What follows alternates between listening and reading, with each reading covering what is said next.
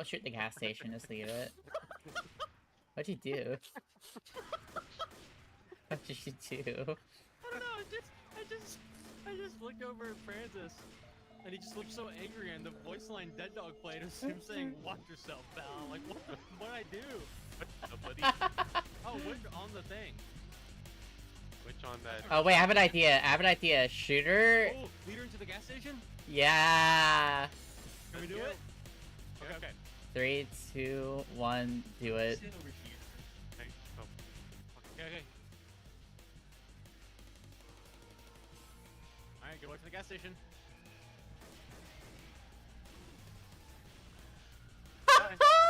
Sick. You could be getting shot at and you wouldn't even know. Starfy, I found them. Starfy, does that blow up? Yes, ass. Does that blow up? Well, I got him. You did it. He didn't let me open the door. Oh, it's a 1v1. Take each other out. I don't even know where Starfy is. 1v1. You're not supposed to know. Turn on your helmet cam. Cheat. No, never mind. I know where Starfy is. 1v1. Because even after this one, we gotta go out. I'll still do 1v1.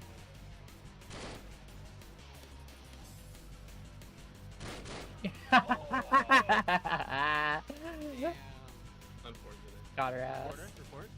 On the ground now. Report while being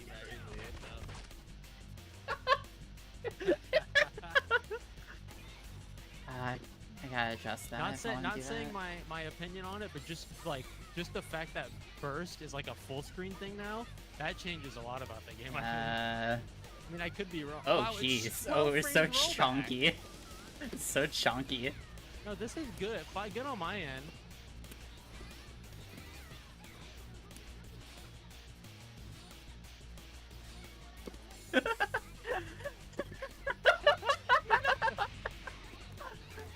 You're so good, actually.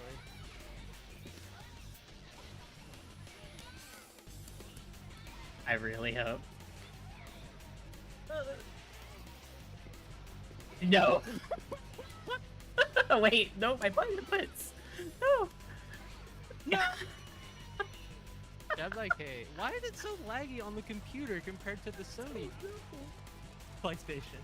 I don't know.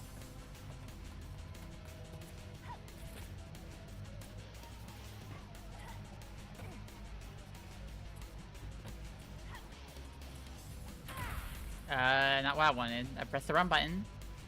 This one seems promising.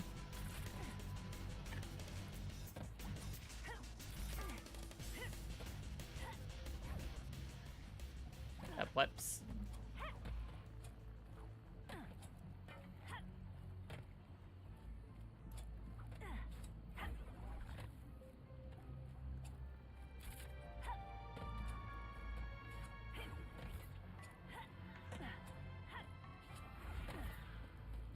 Would you look at that?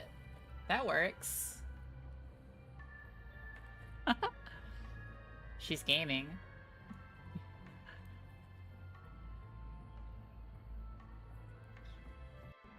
That's what she said she did.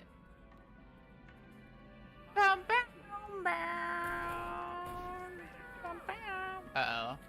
Went the wrong way.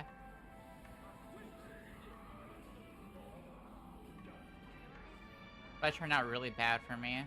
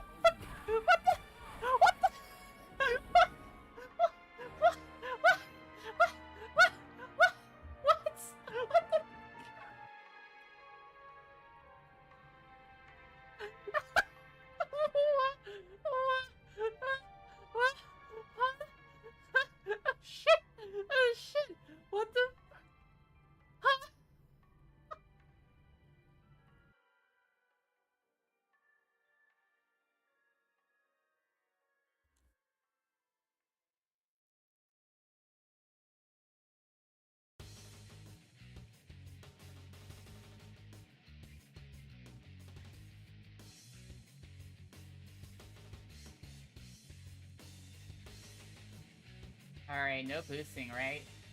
No boost. We could do Uber tricks funny enough. We somehow have enough, but we can't boost. No boost. It could be risky.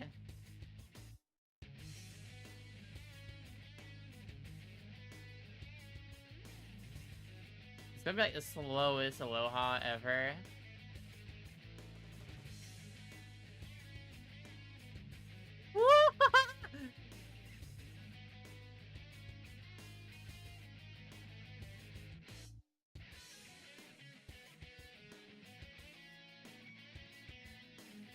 This is the funniest thing.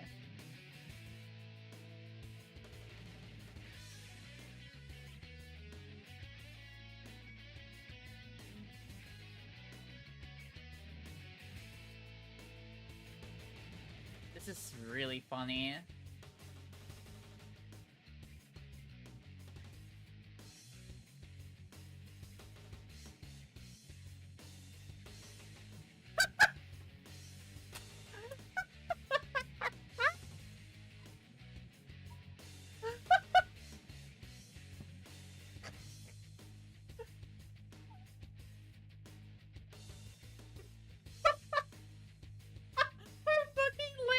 Getting knocked the fuck over.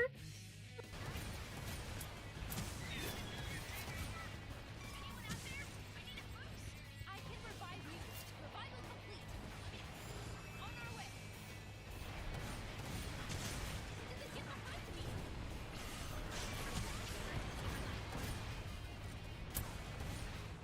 The enemy has placed a mega charge. Sighted an enemy unit. The enemy has placed a mega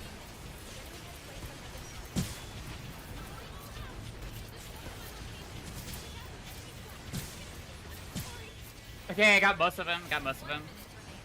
We're good.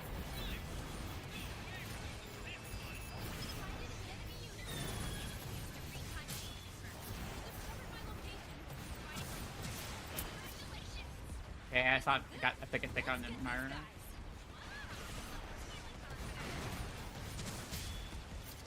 I'm goaded. Enemy down. The tank. I'm becoming charger. Son of a... You have responsibility. Why did the What tank the- swap twice? Huh? What the hell?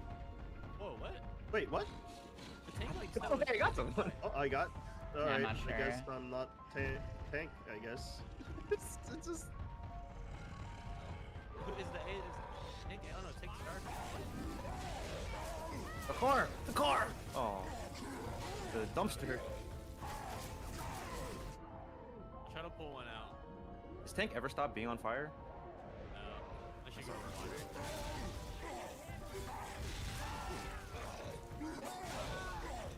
Beat the ass! Oh, they're so cornered. I still got one up. We gotta get that one. Don't let him get him. Jockey, go for it. Please? Okay. They're gonna shoot you. Like fish. Get me out of here. Nice, good job. Good job. I do be hitting a bit. Oh my god, there's so many goddamn bots.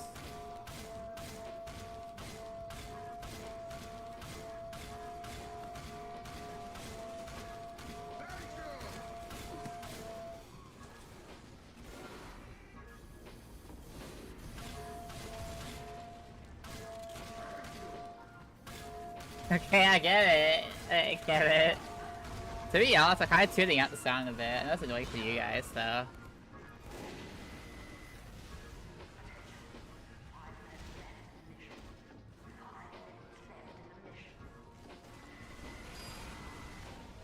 Hold on.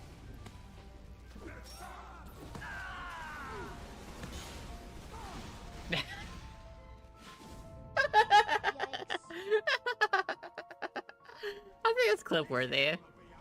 There's attacks that will guarantee to like.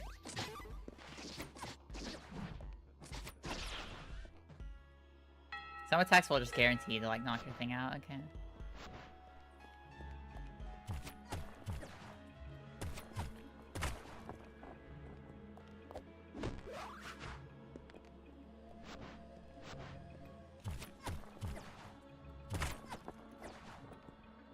see a white glow. I think. I'd do it myself too. See yourself.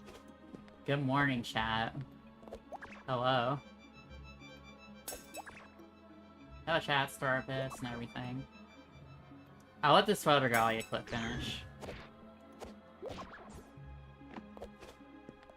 Damn, she got schmooma. Go, She even Starfy. need that bubble. Yeah. Let's go. My ghost. No! That feels bad. Oh, that's real me. Oh god. Oh, that's the wrong screen. There we go. Hello, chat.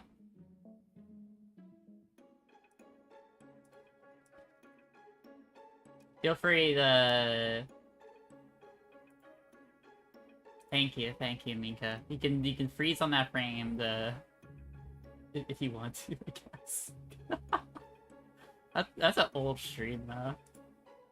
I'm here with Kaz. Say hello. Hello. Alright, that's it. That's all you get to say for us this stream. You just get to say hello. Yeah. That That's is your my- contribution to the stream. That's my word. I'm allowed one word. When do I get my payment? Like, do you PayPal me now or? I'll send you 0.5 cent. Because I need my USD. 1,000 now, and I will need another 1,000 later. You'll get so... 0.5 cent in USD. Right, well that's depreciating by the day, so you know, sooner rather than later, you know. That's such... God. You know, I live in a country with a, I was going to say stable currency. It's more like a less unstable situation than the United States. Or Amy, how shitty this place is. Anyway. We're here. So, yesterday, the last few days have been, honestly, lately, it's been kind of rough with runs and stuff, but it happened again. Last night, I had...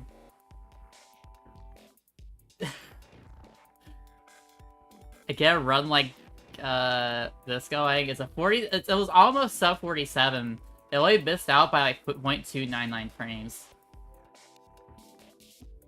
which is really fun with the retime. Which is funny. Like one little thing not getting stalled would have like been a sub 47. But that's whatever. Who cares? So we're gonna be talking. Sorry that that looks stretched. I have to like account for my overlay, and to make it as like easy to see as possible, I have the I have it set like this. So I apologize in advance. So yeah, we're gonna start from the beginning. So, new profile. Yeah, I didn't see this one. I think I watched the start of the stream last night.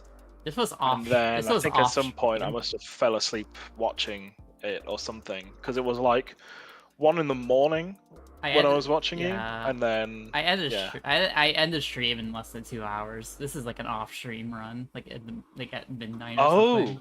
Oh, this was completely separate. Okay. Yeah, fair enough. same night, but way later, off-stream. It happened again. If you know what I'm talking about. The same thing that happened with the 80% world record. Of course. I hate it so much. But it's fine. We get something to talk about. We get to do this, so... Let's talk about how a new profile is structured. So... For explaining how new profile works, we have to like talk about how the metal grind works and what our game plan is. So... To help us do that, we have a wonderful little MS8 whiteboard to help us, like, visualize what we're talking about. Can I clarify something? I offered better planet images, and even though I sent her multiple video files for her to pick from, where like the text boxes aren't visible, like on Kashyyyk or My Ghetto or Coruscant, she chose not to. She chose not to do that. You for said some this reason, in the so- last like 10 minutes or so. And Yeah, already but made they this didn't hear it, beforehand. did they? So Yeah. I like how Naboo still has a Venator. Yeah. It does. This is the correct era. Yeah, the Clone Rebellion reached Naboo, didn't you hear? No, it never happened. Oh yeah, true. So, what colors do we use to visualize each medal? Let's use red for War Hero. Where's a good space to have this? WH is gonna be War Hero. So, we're not, even though like energy boost and the Guardian bonus are kind of important to the run, you build them pretty much automatically, and so throughout the run, so you never have to actually go out of our way to grind these. So we're not going to bring up energy boost or Guardian throughout any of this talk about the metal grind, because you just build up enough anyway, just by playing normally, getting through the run. So it's not really important to talk about those two medals. They do have a small impact here and there that I'll mention when we get to certain levels. But we use red to talk about War Hero, and we'll use, let's say, blue for Gunslinger. That is not a G. Why is that? Look, it's close enough. Okay, that's that looks like 65. So It looks like 65.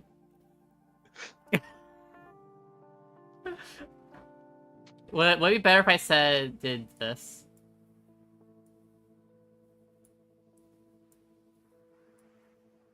There you go. Now I know clearly what it's talking about. So red is War Hero, blue is Precision Pistol. Short P for short. God. all I'm seeing is so Pianissimo, fucking, so... It's so fucking funny that how that's the acronym for Precision Pistol. So these are two important medals to talk about. And the black outline will just, for like a, I don't know. I'll use like, green for in between planets. So we have Megiddo. These three levels, Megiddo, Felucia, and Kashyyyk, are the most important like levels in the run for metal grinding. All three of these levels like impact like how you do the rest of the run here. And has ripple effects on how you handle the rest of the run. And there's multiple ways to go about it that I'll talk about. And if you want to like interject with any questions and stuff, like any like lucky points, I appreciate it. And if you in the chat have any questions as well on the YouTube or the Twitch side of things, I still need to get a shared chat going eventually for these kind of streams, but we'll get that worked out. So bonus points if you type an O and then a / because then it looks like you've got your hand up, and then we can address you in person. yeah, raise your hand. Share check and get you banned. Wait, actually? Since when? I think it's dependent on what your agreement is with Twitch, but or something like that.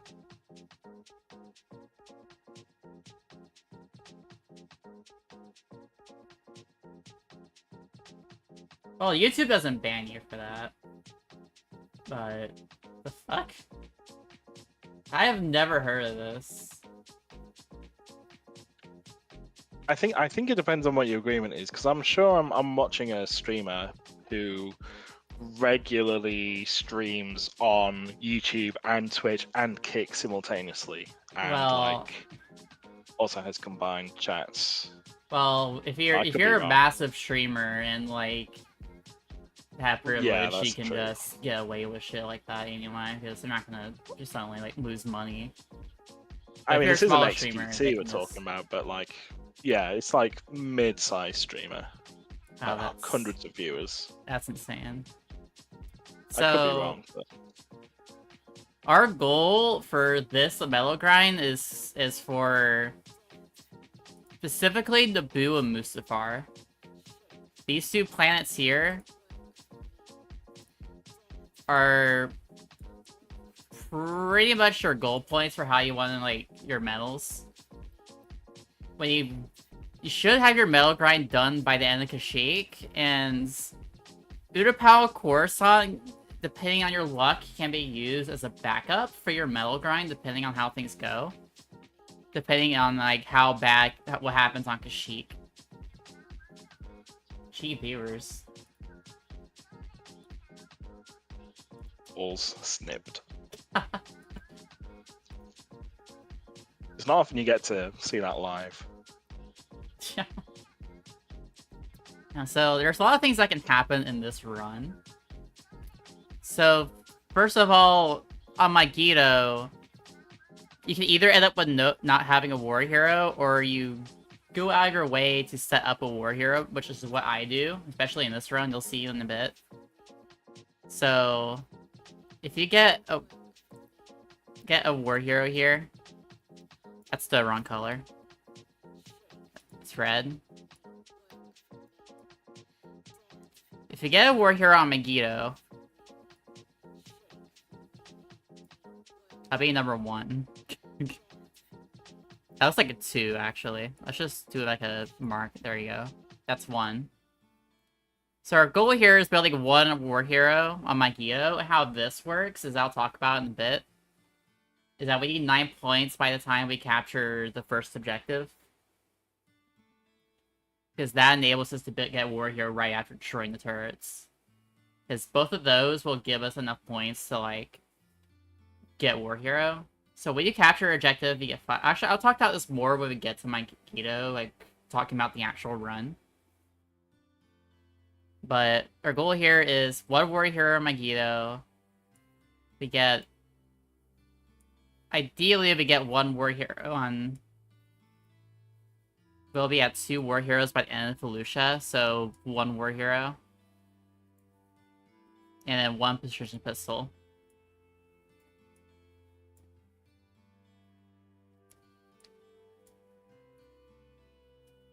If not, if you don't end up with 2, if you skipped out on the Megiddo grind, you'll have like 1. That's a really bad 1.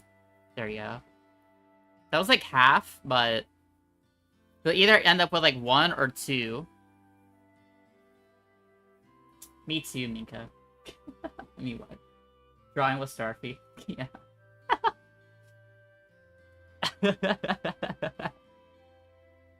So this is how this is gonna go. So you either... Let me also write this down here so it makes more sense. You'll either end up with 0 or 1 war heroes on Megiddo.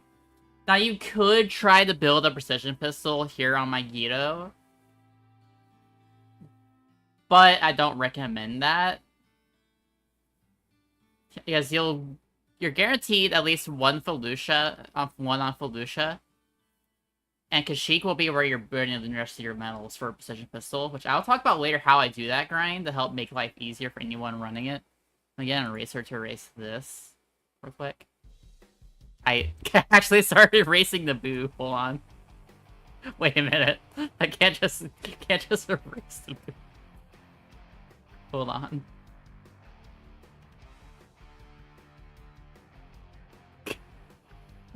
I accidentally started raising the boo, like, slowly. Can we just like erase like Kashyyyk? Just erase Kashyyyk from the run. Just erase this level. No, we can't do that. That would go crazy.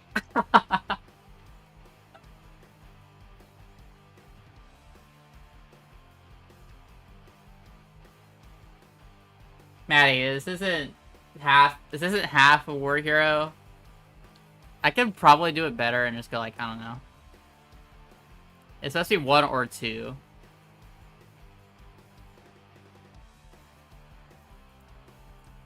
Here. Well, that's still on Eraser, isn't it? Oh, that's pencil. There's brush. 1.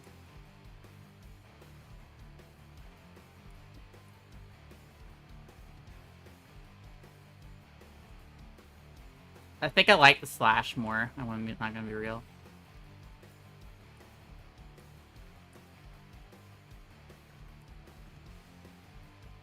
Go half of an A press meme. Oh, okay.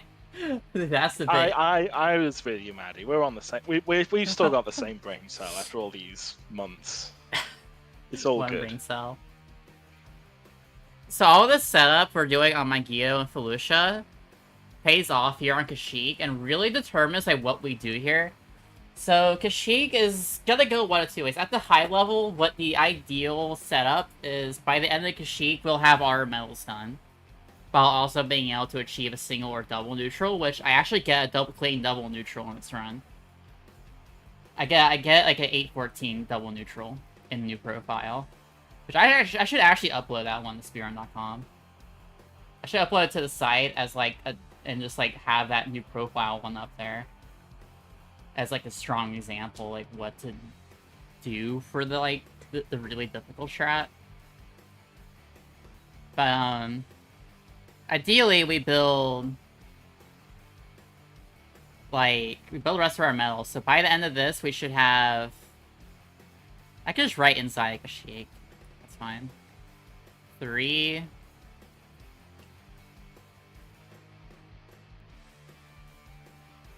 Let's say like we'll have 3.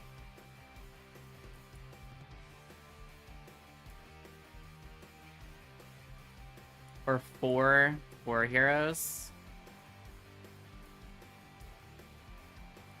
I don't need to do that. And then for the precision pistol, we should have also 3 out of 4. And the reason why we're only really like going for 3 or 4 is that really depends on what your strategy is for single and double neutral, if you're going for those strats. Now, if you're doing safety strat or doing the like single neutral, you could probably just go for like if safety strat is, I'll talk about more when we get to Kashyyyk, but it's where you capture the command post, the Ross command post that starts neutral at the start of the map. If you capture that like right before the ejecta screen flips, then that's a safe strat, and then from there you can just finish the level. If you're doing that, then it's really easy to just build your medals, be done there. And now you don't have to worry about doing it on Utapau Core or something to be Mustafar. You're just done with it. You miss out on like 30 seconds of time save, which makes that really not the best at the top level for new profile, because that's a lot of time loss for the rest of the run. And missing out on single neutral is like rough. Cass will be administrating the test. Yeah, I'll be inducting the test. I'll make sure you guys aren't cheating. So, down below Kashyyyk is our ideal. So ideally, this is what our goal, and we'll be done. We'll do like a little pink here. We'll separate it all.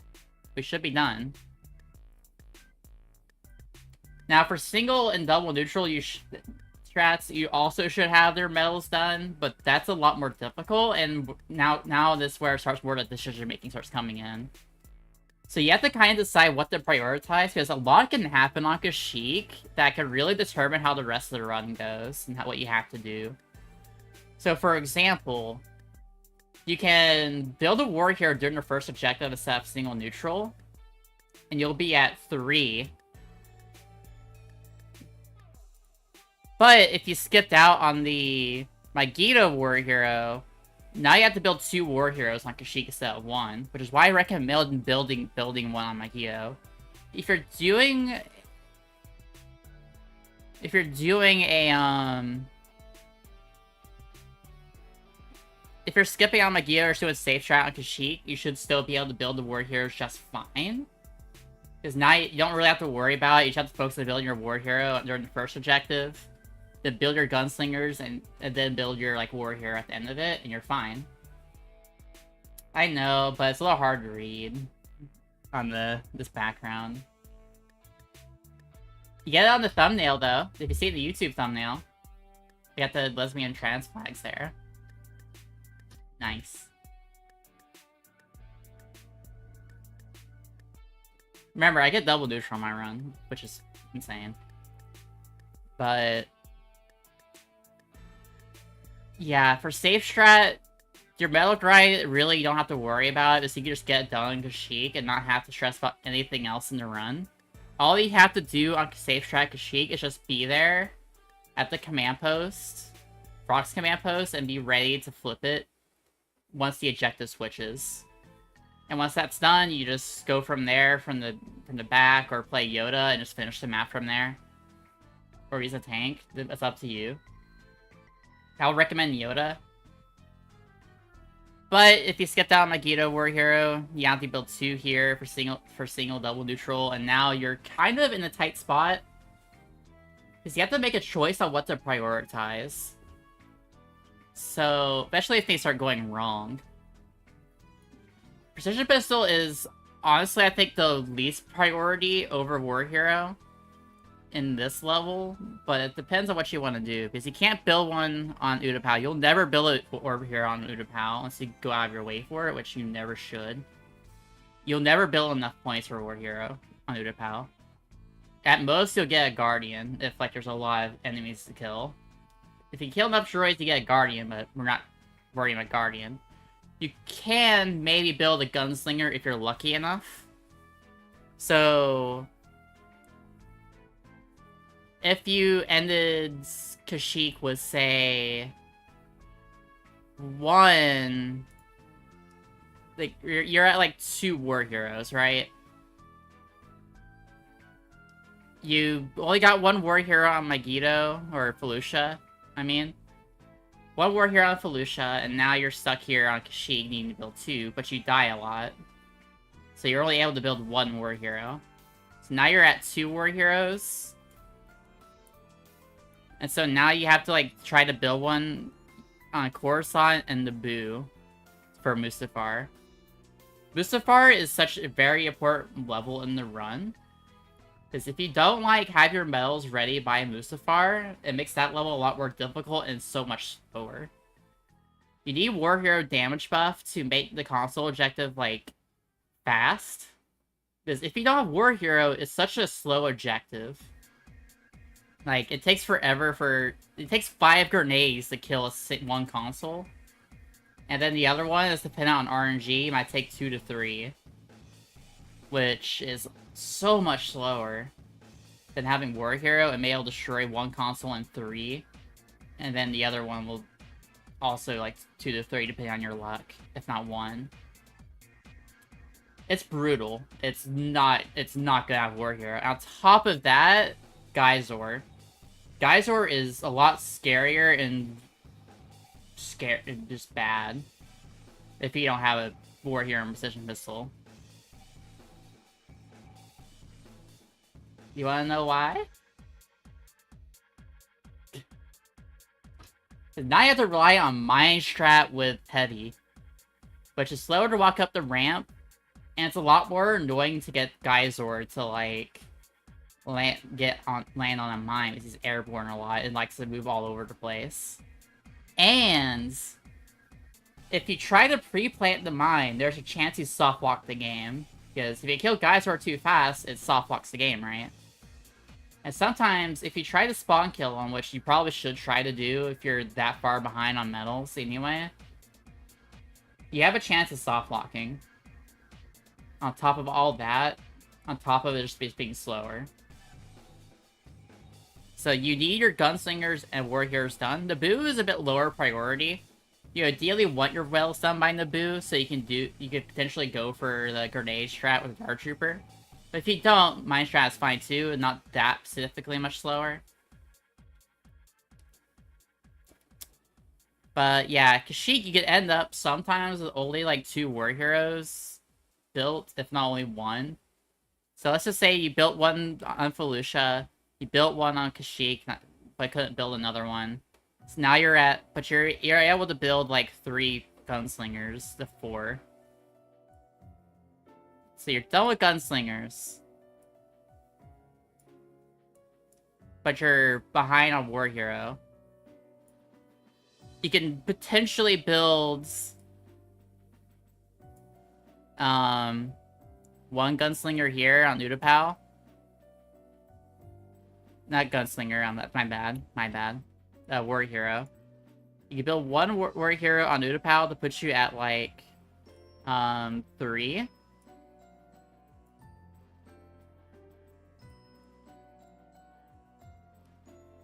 And then you'll be done there. Wait. Actually, that's my bad. You can't build one here on Utapau. Just X that. That's a false statement. My brain's a little scrambled. It's Coruscant where, like, you build a war hero. Coruscant war hero is sketchy. If cats can recall any experiences with that, and, like, even on safer strats. I mean, it's been how many years since I last did a no bonus run? But yeah, Coruscant can be pretty sketch. I agree. Yeah. And this was before I was even doing like turret clip, so. Yeah, so the reason why war hero on Coruscant is so sketchy is because it's really reliant on not dying at all on the level, which can be pretty difficult sometimes in new profile. So a big crux of building a war hero on Coruscant is that council chamber objective and not dying there. Because you get double points for every kill you get within the command post radius, which kind of stretches out the command post a little bit. And so, how many Jedi spawn in that room? Like, about, like, 5? Is it, like, 5 or... I think it's, like, 5, right? When they spawn in. It's 5, okay. So you get 10 points for killing those Jedi. Plus any rebels that spawn there. I think you also get double from, like, the temple guards that get in the turrets. I think you also get double because it's in the radius for the double. I don't remember too well. It might only be 1 or 2. But those double points for each kill, like, is super important for building it. And if you end up dying on that first objective, you won't be able to get War Hero by the end of it unless you also just go deathless after that and try to farm kills instead of doing the turret clip setup. But if you skip turret clip, now the rest of the level is a lot more difficult and so much significantly slower. So it's not great. Yeah, if you survive that, you can get Guardian. That's how powerful that is. Because you get 5 points, remember, for capturing, plus 2 points for every kill within it. So you can already be like at Guardian, if you're lucky enough. Which is also important for survivability in that level. But if you missed the War Hero and you died, now you have to try to build one on Naboo. And Naboo is really sketchy to build a War Hero on. Because not only, like, sometimes you could die, but it's not that problematic if you go, like, Engineer or something. But, and then Dark Trooper for the rest of the level, of course. But you can just not be able to get enough points. Because that relies on the amount of, like, enemies that spawn in throughout the later objectives. Because that first objective, it won't net you enough points to be close to it. You need enough enemies on the second objective and the third objective to be spawning in to kill them. To be able to get the War Hero locked in. And not die as well. Once you finish it, you should be able to build a War Hero with Mind Strat. Ideally, but sometimes if you die or you get unlucky and just don't get enough points because not enough enemies spawn or you have to play a little safer. Now you're behind on Mustafar. And so, if you fall that far behind, and you don't have 3 medals already done, You're kind of, like, in a bad spot on Mustafar now. Yeah, you need 11 points, which is usually just, like, kills. That'll be outside ejected, usually. New profile, you need contingencies for, like, every situation, and, like, have a backup strat in your mind about what to do. The metal grind is just this important for this category, and what makes it so unique. So let's reverse our thought process here. Let's go back a bit. So let's say we built the war hero on Megiddo. This is why this is so important, why I reset for it. You build a war hero on Megiddo, and Felicia is pretty free for building a war hero and a gunslinger. So you'll be at 2 medals by now. On Kashyyyk, this makes it so I only need 1 more war hero to be locked in for the rest of the run, and not have to worry about war hero again. It also opens up the potential for me to earn war hero during Kashyyyk on the second auto scroller. Now, for precision pistol, if you fall behind on that, because that's the really scary one. You should if you fall behind for getting war hero on the first objective, while going for single, double, neutral, or even safety if you die, which can happen because the rocket troopers are really aggressive on that map. You have to prioritize getting that 1 war hero. Your gunslingers will be... You need at least 1 or 2 on this map for the rest of the run. And try to make up for it if you fall behind. And dying can happen a lot. If you die too many times, you have to prioritize a war hero and just ditch trying to grind precision pistol. At minimum, you should be able to grind at least 1 and be at 2. If not 3. If you get 3 gunslingers, you're done. But if you're at only get 1, then you're kind of in a bad spot. But you can at least make it upward on the next, like, 3 levels. So I guess the name of the game for grinding medals is War Heroes Most Important by Kashyyyk. And then for the rest of the levels, for the pistol, you have to, like, manage, depending on the situation. So let's say you only got one gunslinger because you got a little unlucky on Kashyyyk and had to ditch grinding for them. So now you're at 2. Well, you can build what if you get lucky enough, you can build one on Utapau and you're done. You'll be at 3 by Utapau and you're done. If you did get lucky enough, you're gonna have a little bit of a hard time with Koro. Because on Coruscant, if you get precision pistol, it can help you line up turret clips and also just help you do the level in general. It's a bit more efficient overall for killing temple guards. Because the sniper rifle will one-shot Jedi all the time. But precision pistol helps you clear out the temple guards as well, which makes my strat a little better. And again, helps you lining up turret clip. You have a pretty good chance of building a gunslinger here on Coruscant. If you don't go for turret clip strats, it's pretty easy. You can just build 1 gunslinger and be done. Or build another one if you're going for, like, safety a little bit, but you don't really need the safety on this map. Right? But, if you still don't get a gunslinger here at Coruscant, then you're gonna have to, like, move all the way over to Naboo. And this is your last chance to build your gunslinger. Ultimately, you need 3 of each locked in by Mustafar, else you're cooked. Take a time loss. Guardian, you never worry about in the run. Because you will have Guardian done. Like, that's never a worry.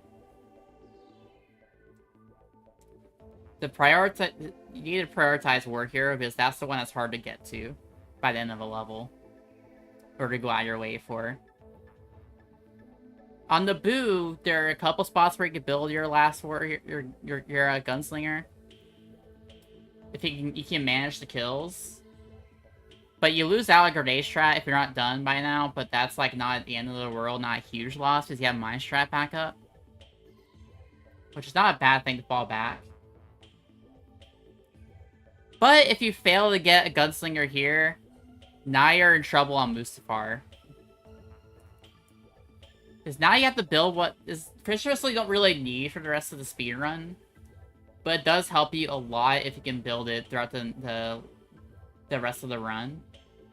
Depending on the level, especially on Death Star, for example. And like Polis and stuff. It can help a lot having a precision pistol on deck if you can set up.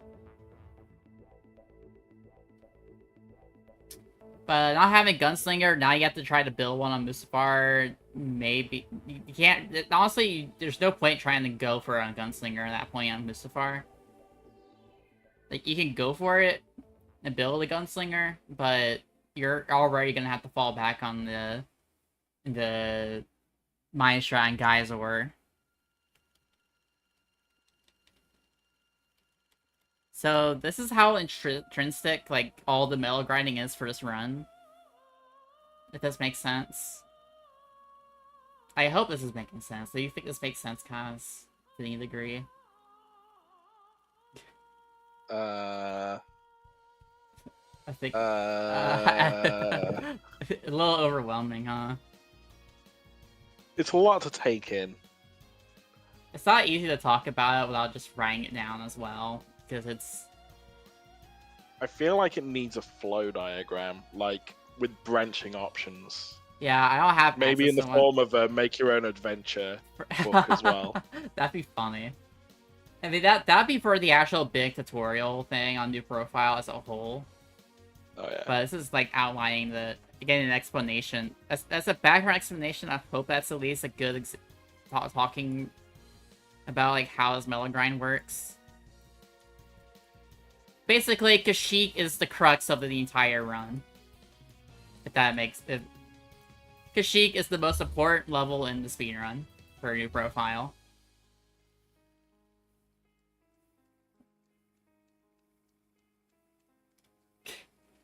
Your entire run is dictated by the longest level in the game. So, does that make sense? That sounds like classic Kashyyyk to me. But it's even more of a crux, because on top of that, it's just so much more difficult. Because now you have all these extra like things to micromanage to think about, especially if we're going for harder strats. So I think with that, I think we can finally go into the actual run itself. But I hope this like outline like what we're going for throughout this run. So how new profile works, right? Is we have to start with a profile with no medals acquired, and so no points acquired, no anything. Fresh profile. Now there's a trick we can use to be able to quickly just start new runs with all our settings already set. That I can just talk about in the actual tutorial, but basically you make a profile, set your controls, all your settings and stuff, and then in the game files just rename that, copy that file, move it outside, and then paste it somewhere else, and then rename the file the original file, like something to remind you that it's a no boost, the reset file, like no boost, and then move the copy back into the save game folders. And just make sure it's the original name fully, not saying like copy. And now, whenever you hit the no boost, it'll overwrite the it'll make a new profile with the same name that you set before, but with all your settings and everything, and the profile reset back to like no stats. And as well, on top of that, now if you're doing like a fresh run or anything and your game crashes, you can just resume from there. Because you can just load up the file and just go.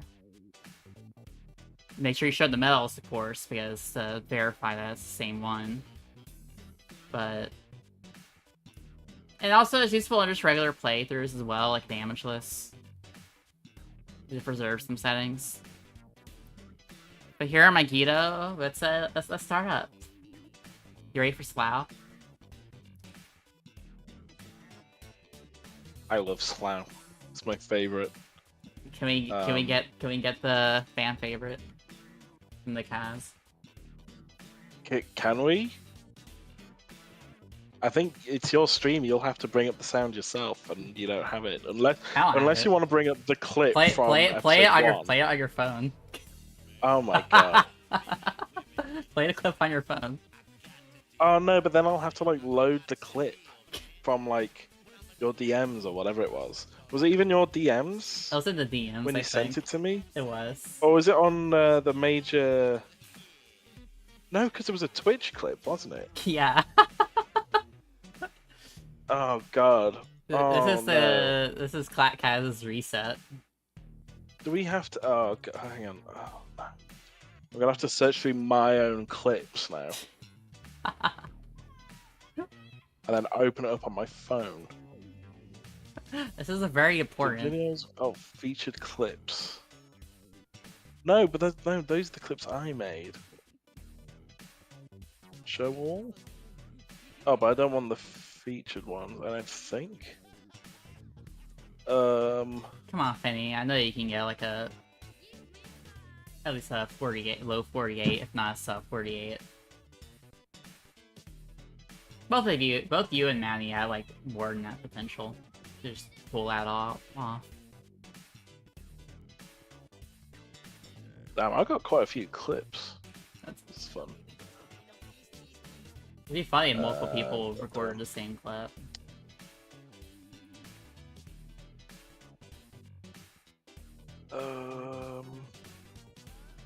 Filter by passport. Oh, this is taking too long.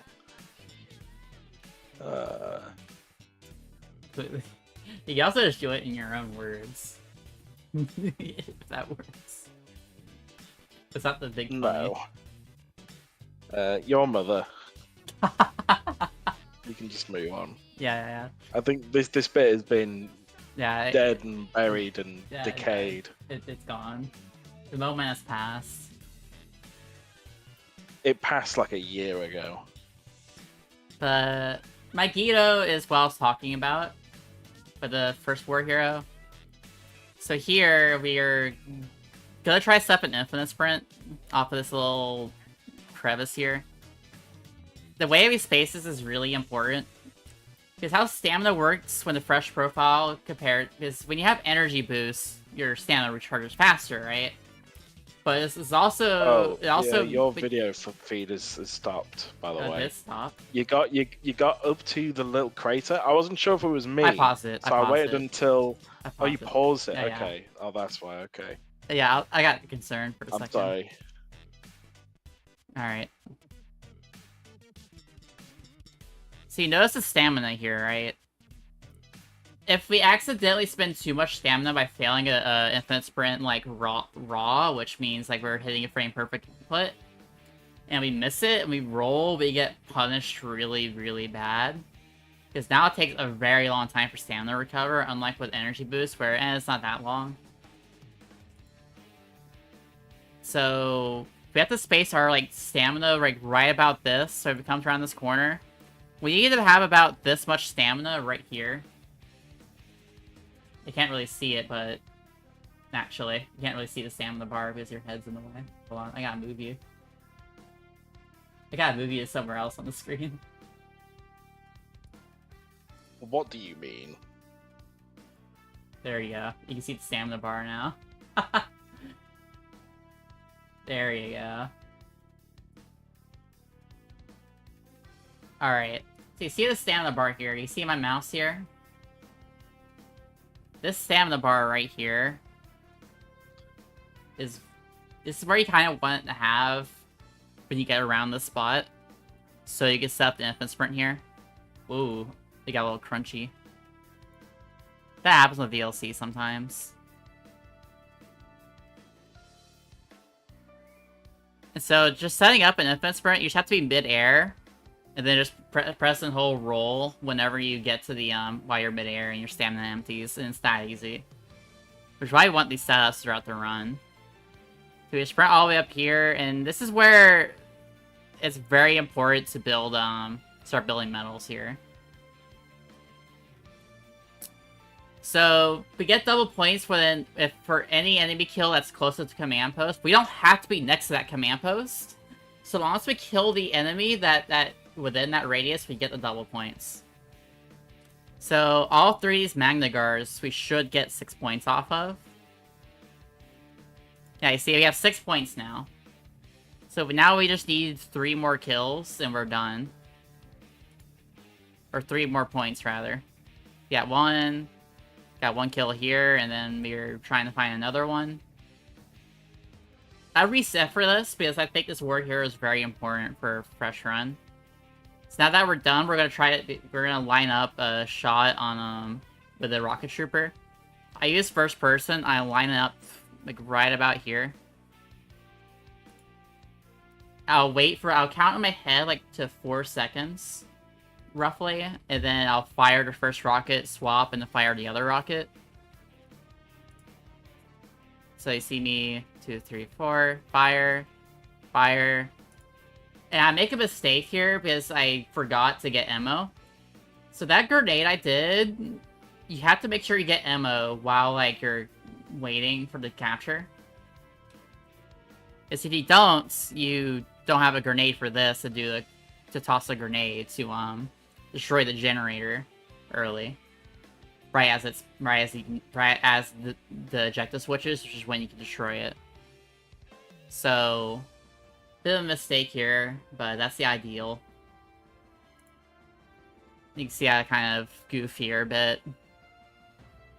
Not to use the saber here, which thankfully went cleanly, because sabers don't really like to interact very well.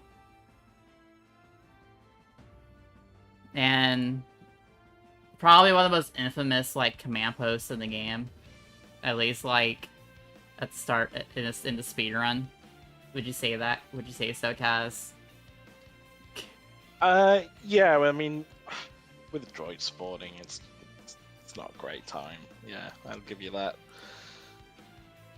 It's such a weird like thing. It's a very important concept we're going to talk about called ambush spawns, which the game has spawns set throughout the map for a actually I'm not sure if those are ambush spawns specifically or it's just where the droids are allowed to spawn throughout the entire map. I think it's just the spawn area for that particular command post, is it not? Well, no, because if it's neutral, droids still spawn in, so I'm not sure if it's an ambush spawn or if it's just how the spawns are set from a hidden command post on the map. It's harder for me to tell with this map. But I'm going to just mention the ambush spawns here, because it's kind of what it is, but they almost always spawn in at about the same time. When they do decide to spawn. But I can't really tell if it's an ambush. I don't think it's an ambush spawn. But I'm going to consider it one as just like a explanation of the concept. So, whenever you go through certain triggers throughout the run, which isn't really here, but I'll just mention it. When you go through a certain trigger throughout the map, they'll spawn in a horde of like enemy troops. And also a similar concept, the game will sometimes when you eject the triggers, it'll spawn in like an immediate like set of droid enemies, like on Utapau, for example, which we get to later. There's an ambush spawn where once you finish the capturing the command posts and Grievous spawns, droids spawn in, and then more droids spawn in when the turrets get destroyed. Go for that objective comes out. Similar concept here. So we have to be really careful. What I do is once I clear them out, I pay attention, and right about the halfway point is when the droids usually spawn in. Sometimes they like to spawn late or not at all. Thankfully, it's not at all. Because that throws off your stamina, so we're just... See, this entire movement section, if we got unlucky and a droid spawned in early, we'd be in a lot of trouble, because a lot of how heroes work in a fresh profile compared to a max profile is actually really different. the heroes move faster at max level when you have like general rank compared to your the base rank. If you ever noticed that.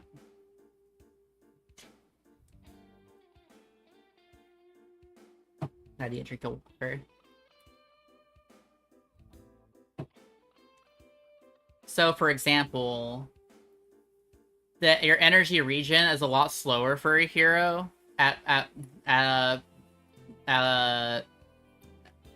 fresh profile compared when you have a max profile where you have faster stamina regen. It isn't energy boost, that is actually just how the heroes like function.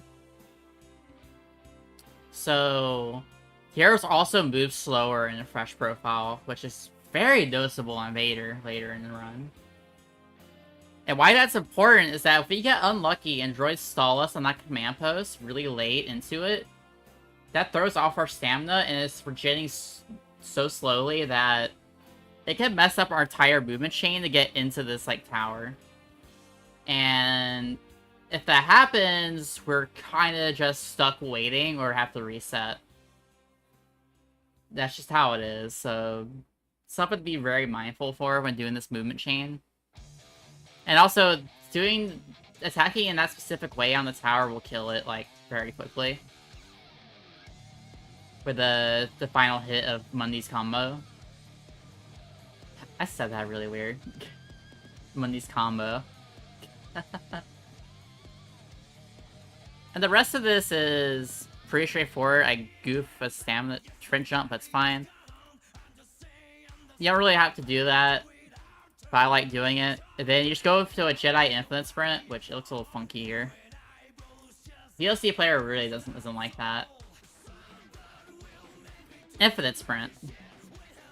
But the Jedi is like, you do an infinite block by pressing block when the energy bar is like about empty. It's at empty, and it's regenning. You can press block while it's in the red and just block forever, and that's used to change straight into an infinite sprint. And it makes it really easy. And Kaz, you didn't see me do the little jump there. I didn't go for my jump.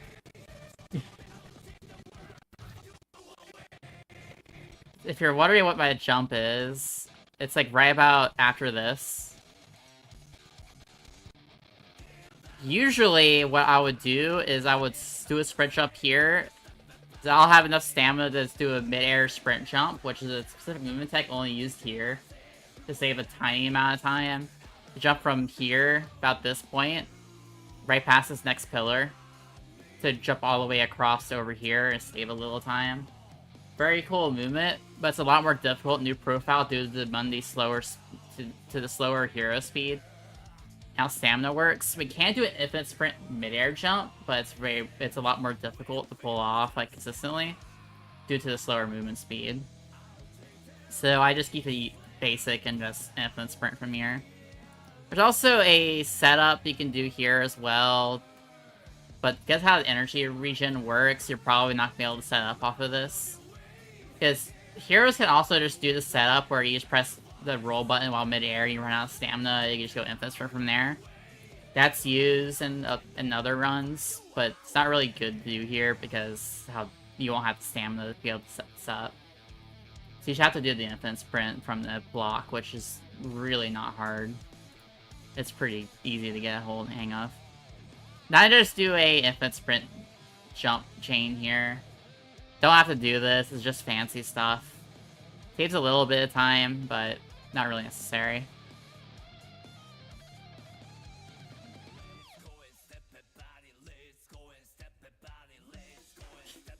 And one last very important point, which I think even Kaz knows too. I think Kaz has suffered this a few times by accidentally backing out after a level early. That muscle memory. I might not probably have, but again, it's been so long since I've done an own bonus run. I don't know what that crushing feeling is like anymore, which I think is a blessing. Yeah, you just go with fresh for fresh pain.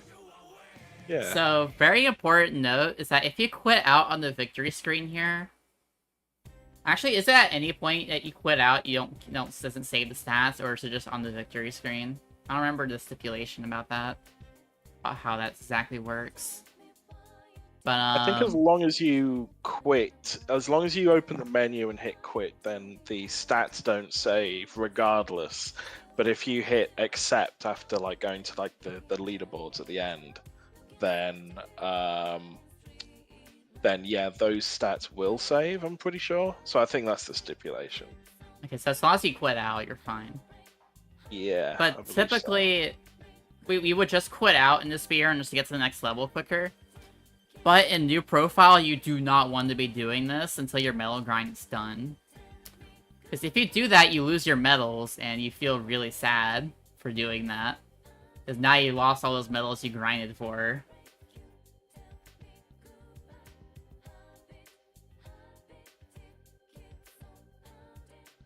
As long as you don't unpause and you quit out, you don't save the stats.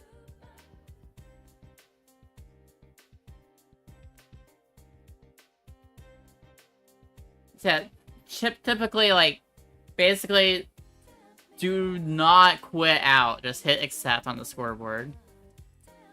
There's a typical rule of thumb in new profile, so your medals are done. Remember to import medals are War Hero and Gunslinger for the speedrun. And so this is where, for the speedrun, if you're resetting on Magneto a few times, you need to make sure you show this screen to verify that it's a fresh profile. So basically all your medals should be at 0, except for what she built in the level. So War Hero is what we were going for. It's the only one we can build on this level, realistically. So yeah, for it to show this. This is how also is verified. You also, if you start a fresh file, you should also show the career profile.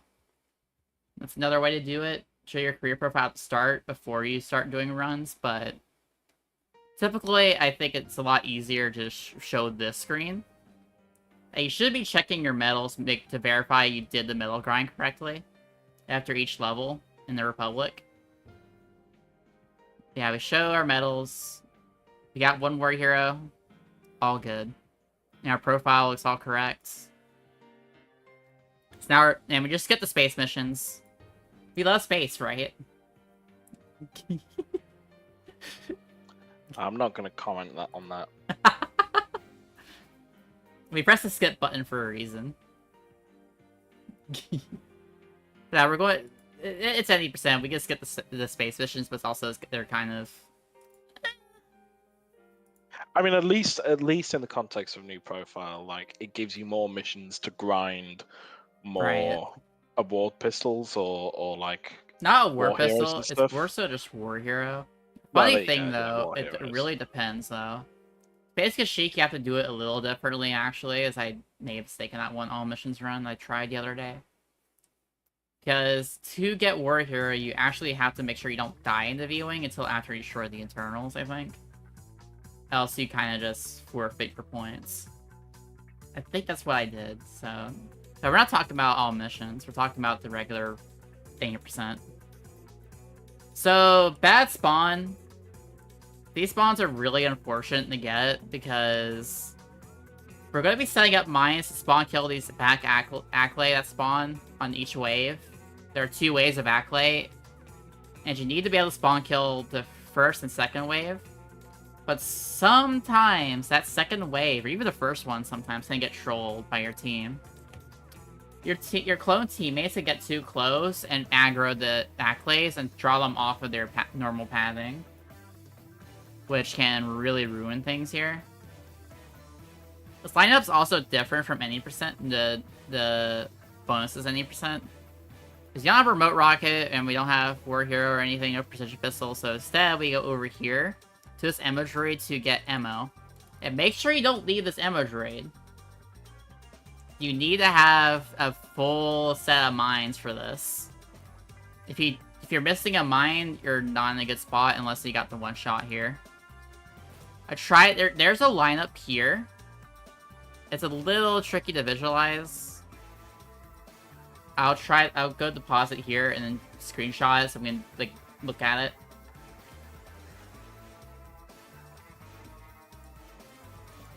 I miss it. It's a little tricky though.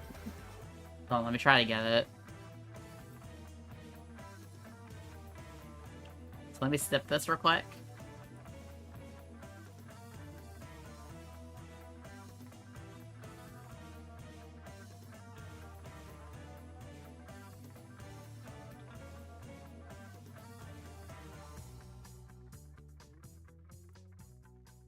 Whoa, what the heck happened there?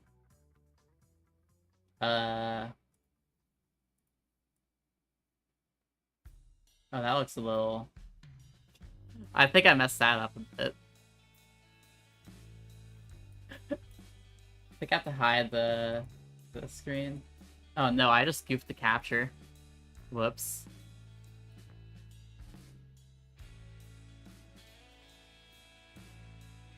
There we go. Okay, that's better.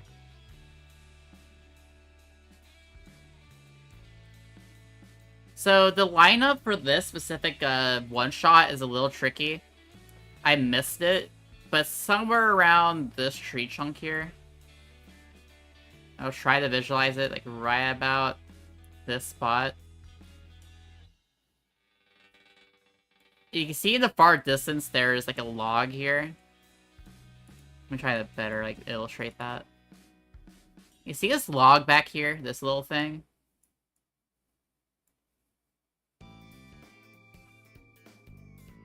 You kind of want to be aiming your reticle right about this spot. Because that's where this like far side accolade decides to spawn in, right? And if you manage to hit it correctly, you can hit the accolade's weak point, which is their right leg, I think. That's the correct thing I'm saying, right? Their right leg. It's their front right leg, which Front right is leg, on yeah. the left as you come towards it, like face to face. Yeah. That's where you want to aim for. You're trying to spawn kill them with that rocket. If you can get the spawn kill, which is a lot more difficult to hit than the in the other variation with the precision pistol, because it's a lot easier to do it with the precision pistol to kill them quickly. But you don't have that, so you have to try to spawn kill this one with a rocket. And if you manage to get it, you can get away with 2 mines. And it also speeds up the entire process, but saving a couple seconds from having to draw that far side accolade out. But if you miss, you kind of just have to, which like I did here. I hit the accolade, but I missed it leg, so I can't really go for the kill anymore. And reloading the rocket's too slow, so we're just gonna kill the mines. And here I'm gonna be and you notice that back accolade on the other side of the map where we set the maps. The mines. I said maps, mines. Earlier, we spawn killed that first one, and we're gonna spawn kill this next wave's accolade on that far side as well. And we're gonna use the pistol to draw both these accolades together, and then mine them together. If you don't have enough mines and you goof that, you're kind of you're in a bad spot. And then for the rest of this level, during this auto-scroller, we're going to be building 1 war hero and 1 gunslinger. And it's pretty easy. Like, this objective, you have basically no chance of actually failing 9 times out of 10.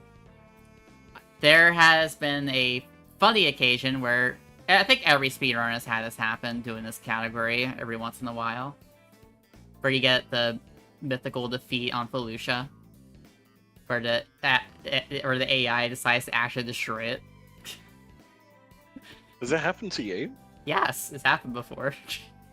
It's happened to other people too. I mean, yeah, but to be fair, I wasn't exactly grinding down no bonuses for that long, but like, I don't think I've even come across it like. I was also playing it a casually. lot. I've been playing it a lot. You're like category a lot. Things happen. It's kind of just random. Yeah, but like, it's usually also droids are like on their side of the map and are spamming it to the peony. Actually, go for it here. So, important to know about building War Hero on this map is You only need to build up to 25 points. And you can track that by, if you get 24 points, by the time you, by this point, you can capture this command post and also get another 5. You only need to build up to 25. And the reason for that is because you need 36 points to get War Hero. If you get 25 points before the LAT power cell capture flag thing, by the time you get to that point, you get 1 point for picking up a flag. So that puts you at 26, and then when you capture the flag, you get 10 points. That puts you at 36, and you have your War Hero, which allows us to set up the, because we got enough points early on. And honestly, if you're on a roll with kills, and abuse the double points thing around this hidden command post that we captured, which there's a hidden command post on this map, right about this spot, where we can capture it, and the enemy starts spawning on the map until, like, later. So if you get your metal grind done, and you get up to 25 points, or you're done that, you can capture this and set up a unit swap storage. So I'm getting myself ammo to do this. You need to make sure you have ammo, which is not the easiest thing to manage. You have to be at the mindset for it, and it's not really worth it most of the time, but I wanted to implement this here. So I got lucky enough. If you get, by the 35-second mark, you're able to set this up and get the capture. You set up unit swap storage, right? You go into the unit swap screen and press Control E twice. Only doable on 1.1 and 1.2. So the current Steam version of the game, or the patch that is no longer, that you have to get a download for the access to the 1.2 patch. And this strat allows us to, because there's a hidden menu that's popped up right about this top side of the screen that's only UI stuff, and it allows us to store menus while also being able to move. So we store the unit swap storage, we store the unit swap screen, and we carry it with us all the way to set a mine for the Accolade that spawns there to spawn kill it to make life easier, ideally. And then we set 3 mines on this turret to try to get killed early from AI wandering into it. Then we swap the sniper. And now it's just set up for the flag, and from here it's pretty straightforward. We're done with the metal grind. You'll see us get 36 points. Like, we're at 35 right now. And when we capture, you see us get 10 points. It's hard to see with the UI, but you see we got War Hero. We got a nice sprint jump here, and now we're just gonna abuse Ayla's really broken dash attack, which has the highest damage output in the game, because she's constantly swinging both of her sabers around her in a circular motion, which is making it a really big AoE that could just shred anything's health bar. So you see this, and we're abusing that. We got small optimization here by rolling to set another infinite sprint quicker, and then we dash attack, and then we're done. We didn't get lucky for an early kill, but that's just how it be. I almost quit out. I almost quit out. I have it. I have to check myself sometimes. Do a check of our medals. See, we're at 2 and 1. With two War Hero, 1 Gunslinger. Now we're set for Kashyyyk. And Kashyyyk time. You're gonna need me for talking about how to do new profile Kashyyyk in your video. How that works. New profile is actually a big history point for Kashyyyk's development. Because I was doing this shit, labbing it out for new profile. My original Kashyyyk video is only scoped for any percent with bonuses. I'm not covering no bonus. But you're gonna have to cover it, just because that's where the strats start building up. That's where the strats start building up from, and the strats are the same to set up to an extent.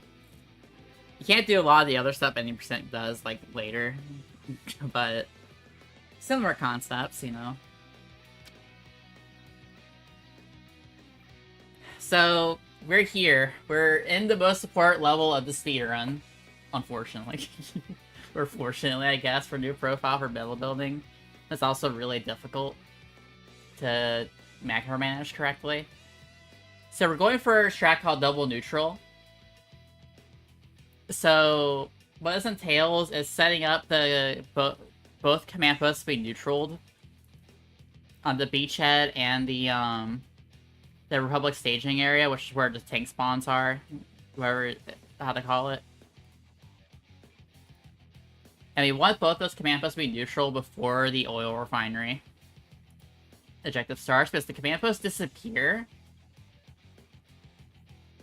during that objective and can't be like interacted with by either team until the final objective starts.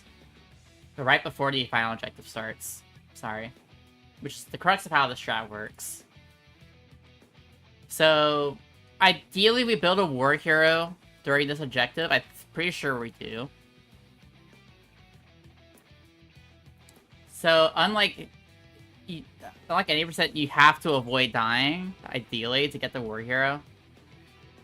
So we're prioritizing tanks for a bit because you get a good chunk of points for killing a tank. I forget the exact number, we'll see in a second. It's only 1 point. Wait, really? No, that wasn't just 1 point. Yeah, it was just 1 point. Wait, really? Oh, they got out of the tank, that's why. Okay. Yeah, the AI does that. That could be a little troll in this. Okay, yeah, you get 3 points per vehicle kill. So, making them a pretty important target while going through this. Our tank is getting pounded, so we need to ditch it. This is incredibly risky to do. Don't do this. They'll sit in that tank when it's red when you don't need to want to die. Don't do that. That's kind of psychotic to do that for that long.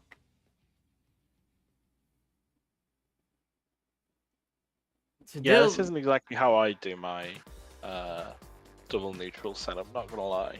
Well, it's also new profile, so I need to get points. And it's also new profile, so I need points.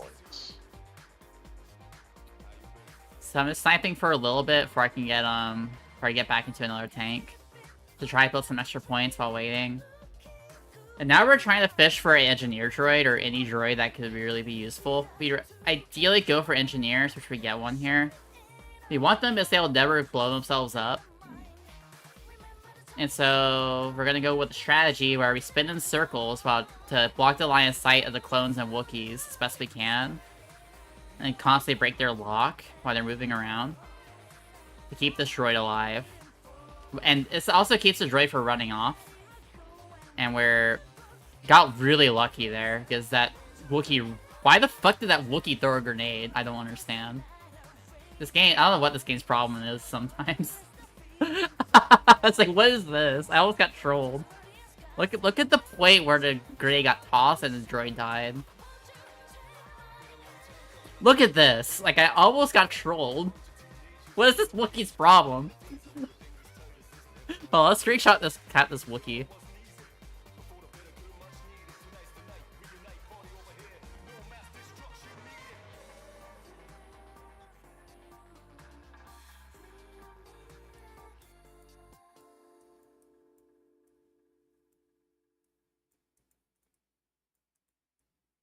Why? What is your fucking problem? What is your problem? What is this game's problem?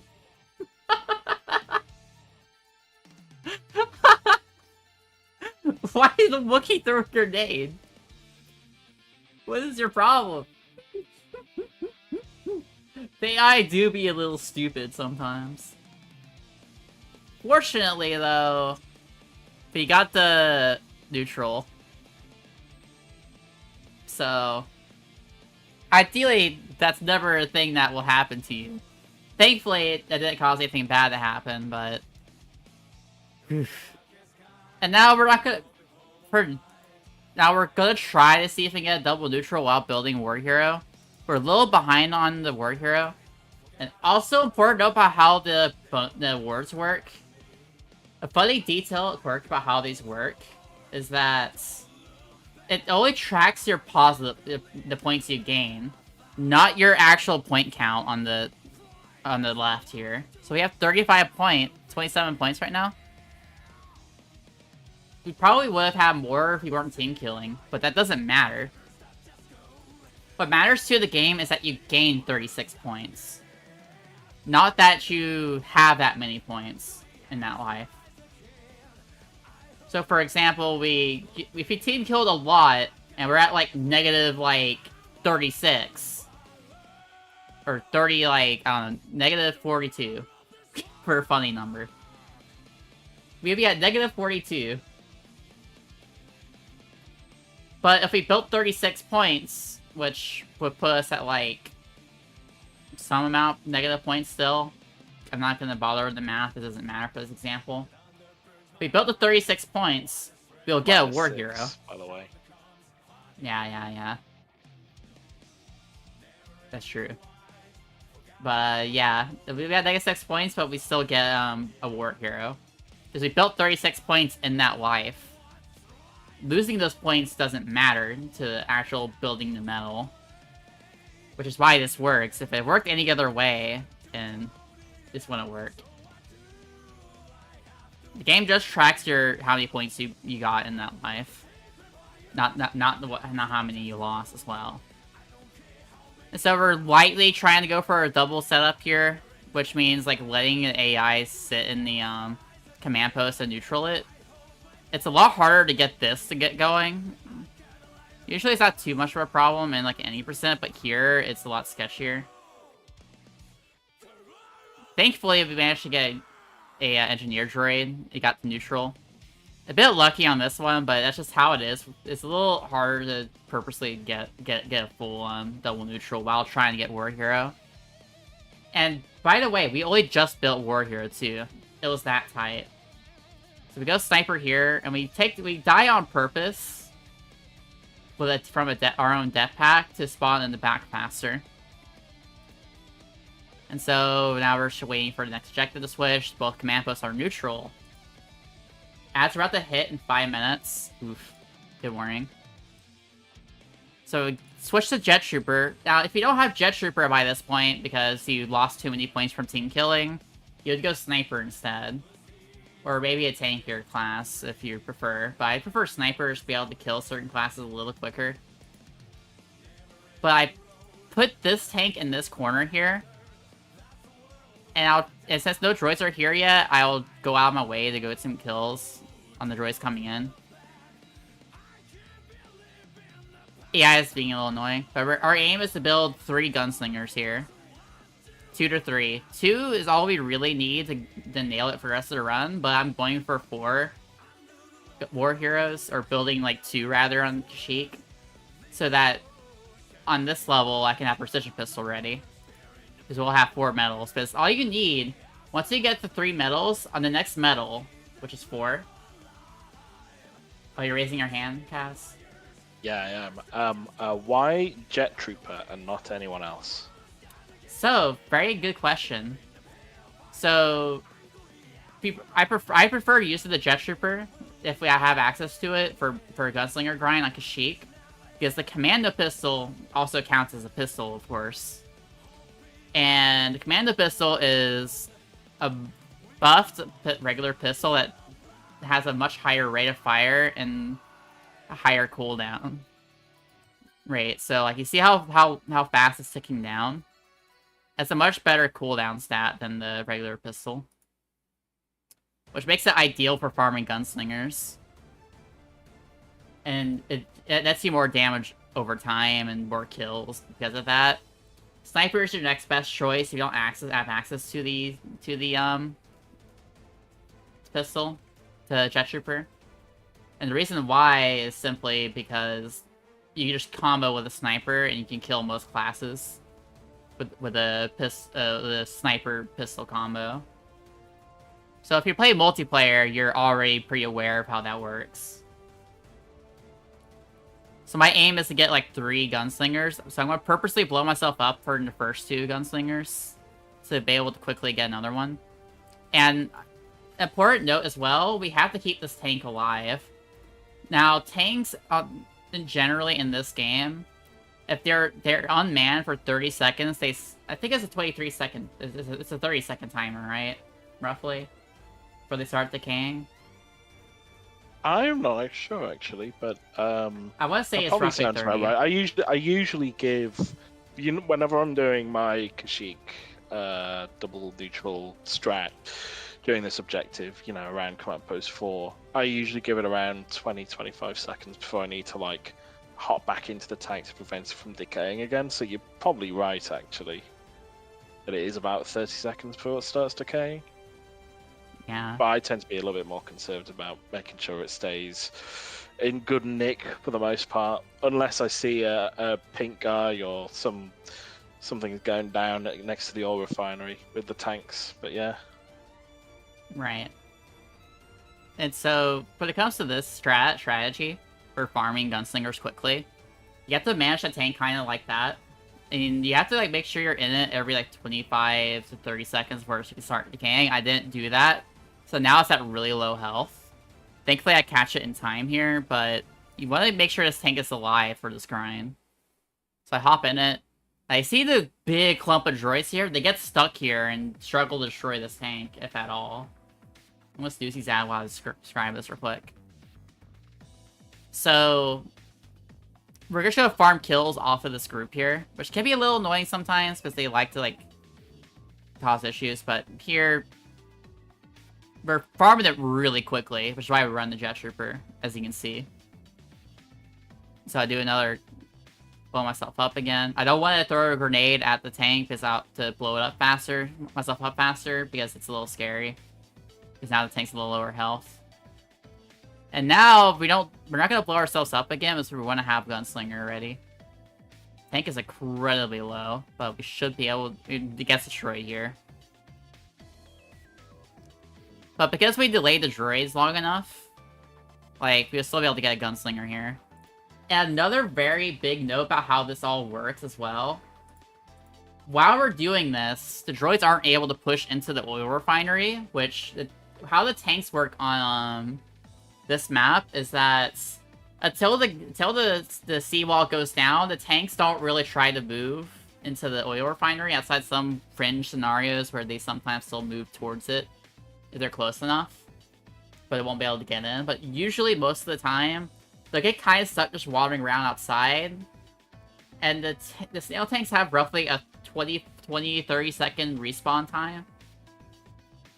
And so we take advantage of that to delay how much we have to kill the tanks to preserve it, to keep the oil refinery alive. Because we don't want the tanks are the biggest threat to the oil refinery, and are the only real way it gets destroyed. So long as you manage the tanks, you're fine, and this whole strategy helps keep them in line while you're farming gunslingers. And even war here if you can keep that tank alive until you get it. But we get our gunslinger here. I think we get off this droid. Yeah, we got gunslinger here. And the seawall is still up. I'm kind of floundering a bit. But now that I'm done with my grind, I'll go switch to engineer. And then I start... I think I purposely blow up the seawall here. Yeah, I do. Pretty sure I do. Or a droid breaks it. But yeah, we want to start grinding our war hero. Yeah, I purposely break the gate winch. I purposely destroy the gate winch here, because while I'm farming... Because you also get 3 points for tank kill. Keep that in mind.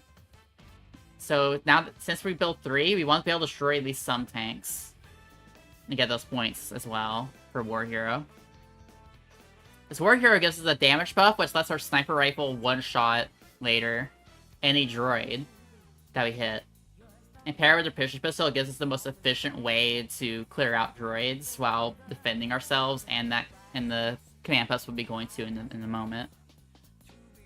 And now we're at a minute 40. So if we destroy the tanks now, we shouldn't have to worry about tanks for the rest of the level. So I farm a little points here, get a few kills, help push us closer to Ward Hero. And I'm looking for someone, and while I'm doing all this, I'm looking for someone to take with me. I ended up taking a heavy trooper. But you kind of just have to take whoever you can get for this, because you don't really have time to find a commander or something. Got a heavy, which is the next best thing for just a single one. And we're at minute 20, so if we need to break this tanks now, I got stuck on a Drew, which makes this extremely scary. But you want to be engineered to help us repair this tank while we're capturing. Having a trooper as well helps speed up the capture rate, so we don't have to like worry about being there too long. Because whenever you capture a command post in this game, there's a hidden timer where that goes up the longer you're next to a captured command post for your team. That goes up to like 12 seconds. And so you want to like max out that timer while you can to make it as hard as possible for the droids to capture. Luckily I didn't hit the weak spot, so I didn't lose the tank. Very scary, but... So we repair our tank. We make sure we're positioned this way because we have a heavy trooper that keeps spamming rockets. And they can accidentally blow themselves up if you're unlucky. So just be careful about that. And so here I switch to sniper, but I forget. So I set down some mines first. So there's a bit of a trade-off here, right? This is where your decision-making really comes into play. For doing all of this, your choice is either you stay sniper for the war hero to snipe with a sniper rifle and or with the precision pistol, or instead you set up a precision pistol and go heavy for the health. But you're not going to be able to as effectively defend because you don't have remote rockets in this category. And you're not going to be able to grind for it, so it's kind of, if you preferred having more health, go heavy. If you prefer having a better damage output while also being able to defend this command post from afar, then go sniper. Now, the reason why I would defend this command post specifically is because while it's captured early, the game doesn't flip it to the enemy team. Like it tries to do with the other command posts. Which is what we interrupted by doing the neutraled earlier. Because this command post, if you neutral the command posts, if they are neutraled, the game tries to fill up the command post timer like as quickly as possible. So, how do I describe this? Because they are neutral, we can interrupt their capture progress that the game tries to force by having troopers like ourselves and or a trooper already at the command post we neutraled earlier, like the beachhead and the staging area, where the tanks initially spawned at the start of the map. We have those two neutral, and we have like earlier on, and we put teammate ourselves and teammate on each of those command posts later, which we'll see in a second. It'll allow us to flip those like without save time on capture. Because we skip having to flip it from red to white first, or red to neutral. But this command post doesn't have that same behavior, and because we can capture early, and doesn't get flipped at all. But a consequence of this is that the droids get attracted to this command post, and we have to actively try to defend it. And if the droids manage to get over here to capture it before we're done with the full like map, final objective, they'll neutral it and basically end their run. So that's a lot to take in, but you're gonna see like all this come together. In new profile, you don't really have time to push them to the wall, so you have to try to get the clone to the back of where the turret gun is facing. The clones get ejected from the opposite from where the gun is facing, unless you're against the wall. So you want to try to get the turret facing the opposite direction. In this case, like right about here in the command post radius. And then go. And hopefully they stay alive while we line up the tank and get out. And there we go. That's the whole strat in action. The heavy trooper over here, they got the neutral for us. It's kind of RNG because the AI likes to troll sometimes, so it's really like a bit of luck sometimes. Trying to get them to stay here. But this case, they did, and we're also in this position early enough, so now we're interrupted this one as well.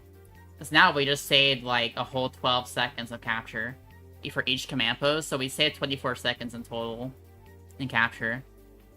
And we save even more time because clones can start getting capture progress for you up until they eject the switches. So right about here, this is the amount of capture that will be like the clone would have gotten for us. Which saves us about like 3 or 4 seconds. Something like that. I think that math is about right. Now we have War Hero because we did capture enough kills. And now we have to make sure we're defending the far side. Because you notice the objective areas are there over there. On that command post. It'll still register as completed if we have it captured still. By the time we capture the final the command post on the other side of the map here. That we're trying to get to. But we have to defend it because if the droids manage to neutral it, it won't count for us anymore. So, very important note about that. But it all comes together. We have to... This gets a little sketchy because some droids are in the tank, in the snaps are trying to get there. So we managed to interrupt them in time. We got a little lucky as well, because sometimes it gets swarmed, you can't do a lot about it anyway. But we got it. That's a whole double neutral. I think that's the first clean double neutral in actually, is it the first one? It wasn't the first double neutral, because I've gotten it in the past, but I think it's the first clean double neutral with all of this. I think so, right? What time did that come to? 8:14. Just the Kashyyyk. 8:14. That's actually really good. Oh my god. For a new profile, I'll upload it because that's like the best new profile like ever in a textbook. It's not world record. It's the world record I hold is like 8:11. Almost. Yeah, yours is like 8:11.05 or something. That's for any percent. So the fact this is only like 3 seconds off is insane because the micromanagement in new profile for this strategy compared to any percent is a lot more. So if you want my recommendation, if you want to learn new profile, don't do this strategy. Just do the safe strategy where you come over to this command post like we did earlier, this command post here. Get here around like this 40-second mark or so after managing the tanks. And then wait to fully capture it. Like, don't fully capture it yet here. Instead, get back in the tank, or instead get behind the command post if you don't have a tank, and stand on the just outside of the range. Just wait for the objective to switch to the capturing the rest of the whole map. And once that objective switches, then you capture, then you spawn Yoda at this command post that we're sitting at, and then finish the map from there. I call this command post rocks because it's easy for me to say. And even though that other command post is also surrounded by rocks, I call that one CIS staging area. Just because, you know, that is kind of what it is where tanks all spawn. I mean, I just referred to them by their numbers. That's easier, but I also like giving them a name. And also, what the heck do you call this command post other than rocks? Other what you call the staging area. Okay, not the number, but actual like a name. I wish they kept the command post names in this game. They should have done that. I agree. You can at least copy paste some of them from one for some of the maps I made over, but that's besides the point. Or PSP for that matter, yeah. Yeah, this is what I recommend doing for learn new profile. Is just focus on the middle grind here and do safe strat with Yoda instead of doing this intense grind, because you'll really need a single double neutral strategy and all this setup and a much higher at a high level. But you can see here we got 4 gunslingers, 4 war heroes, so we're set for the rest of the run. So you'll see me quit out for the rest of the run of every map after this, and it's because like we already have our medals done, so we don't need any more. Once you get the veteran rank, the next rank is elite at 32, and you're never going to get to elite like medal in a speed run in the middle of a playthrough. Even in a casual playthrough, you're not going to get that many medals unless you're purposely grinding a map for forever. But you're not doing that realistically.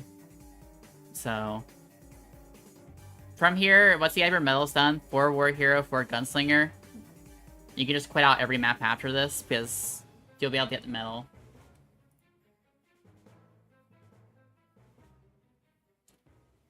So, Utapau time. This map, you would try to build a Gunslinger if you can. You'll never get a War Hero before Obi-Wan, so don't even worry about that. If you're missing a Gunslinger, you could try for it. But you're better off waiting until Coruscant to get it. Utapau can be surprisingly scary. If you remember those experiences of this map.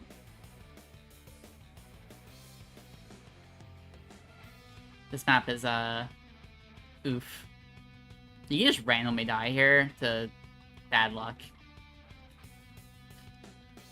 I remember when I was, like, figuring out some stuff with Utapau, I just died to the AAT tank turret.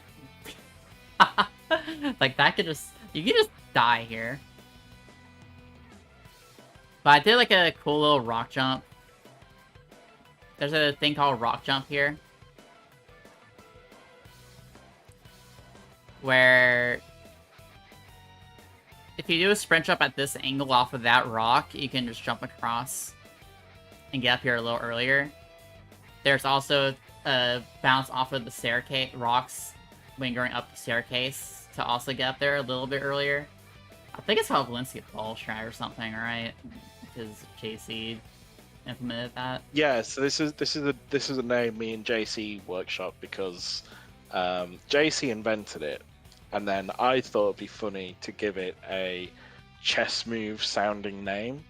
So you know you have like I've forgotten all my chess knowledge now, but you know what I mean. Where it's like, okay, we'll call this the Valencian maneuver because JC's from Valencia. So it kind of evolved from. But it's kind of all of these names. It's I think the full name is the Valencian Ball Maneuver. Then it became the Valencian Baller Maneuver, the Valencian Baller, or simply the Valencian, or just Baller. I don't do that here. Any of those, but any of those is applicable, and it shaves off like 0.2 seconds, I think. So yeah, if you go for the staircase, it does that. Honestly, there's like another rock jump as well over here, all the way back here. They're all about the same time save. I do think the medical droid rock jump, if you do it correctly, is overall faster. But yeah, you have 3 different ways to get up here quickly, or you just go up the stairs and it doesn't matter. And then we just get all the way up and we capture the command post as usual. And I'll wait to talk about more because ads are about to hit, so we're gonna take a short break to like while the ads roll. What are y'all thinking so far while we're taking a break? What do you think?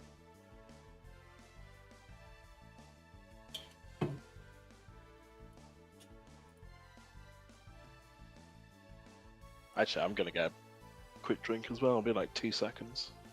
And I want to go to the BRB real quick. So I'm gonna use the restroom real quick. Cool. Works for me. So we'll be right back with this more discussion. Okay, we all shoot the don't shoot the gas station. But we're gonna take a short break. What'd you do? No, it was in the middle of Utapau, but I don't know, I just... sorry about that. I didn't manage that correctly. And he just looked so angry, and the voice line Dead Dog played was him saying, "Watch yourself, pal." Like, what'd I do? Buddy, Oh, which on the thing? which on that? Oh wait, I have an idea. Shooter. Oh, leader into the gas station? Yeah. Can we do it? Okay. 3, 2, 1, do it. Stand over here. Okay. Oh. Okay. Alright, go watch the gas station.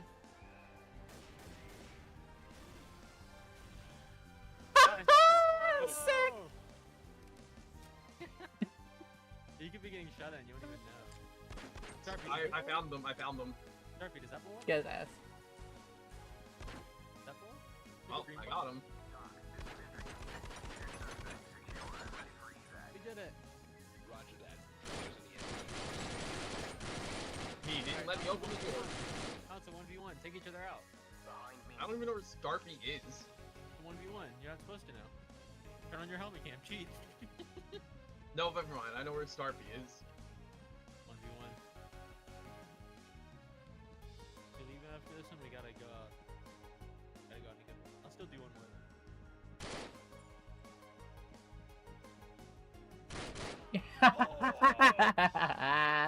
Damn. Unfortunate. Got her ass. Reporter, report. On the ground now. Report while That's teabagging.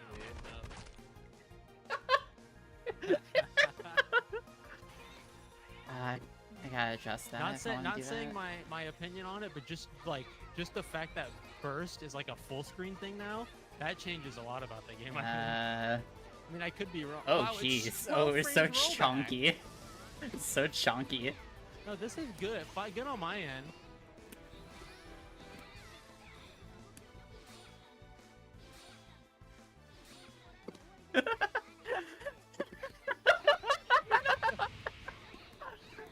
You're so good, actually.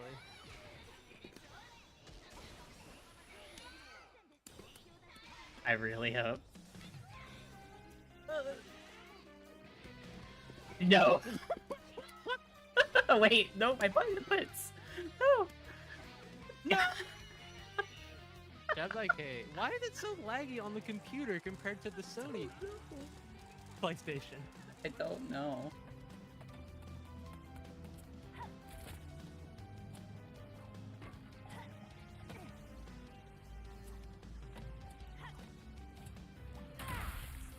Not what I wanted. I pressed the wrong button. This one seems promising.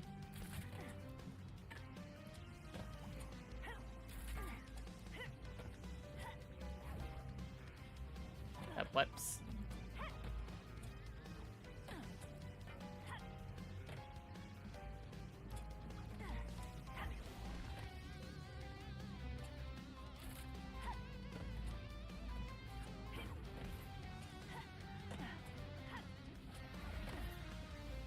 But you look at that.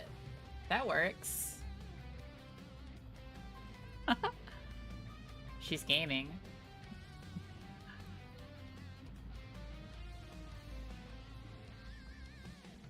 That's what she said she's good. Alright. I think are we back? I'm back. Hello. Hello. Alright, I got some fresh water. Got 2 whole bottles with me. Gotta refill my water bottle. Yeah, we're 2 hours into this. Cause she kind of takes a long time to cover.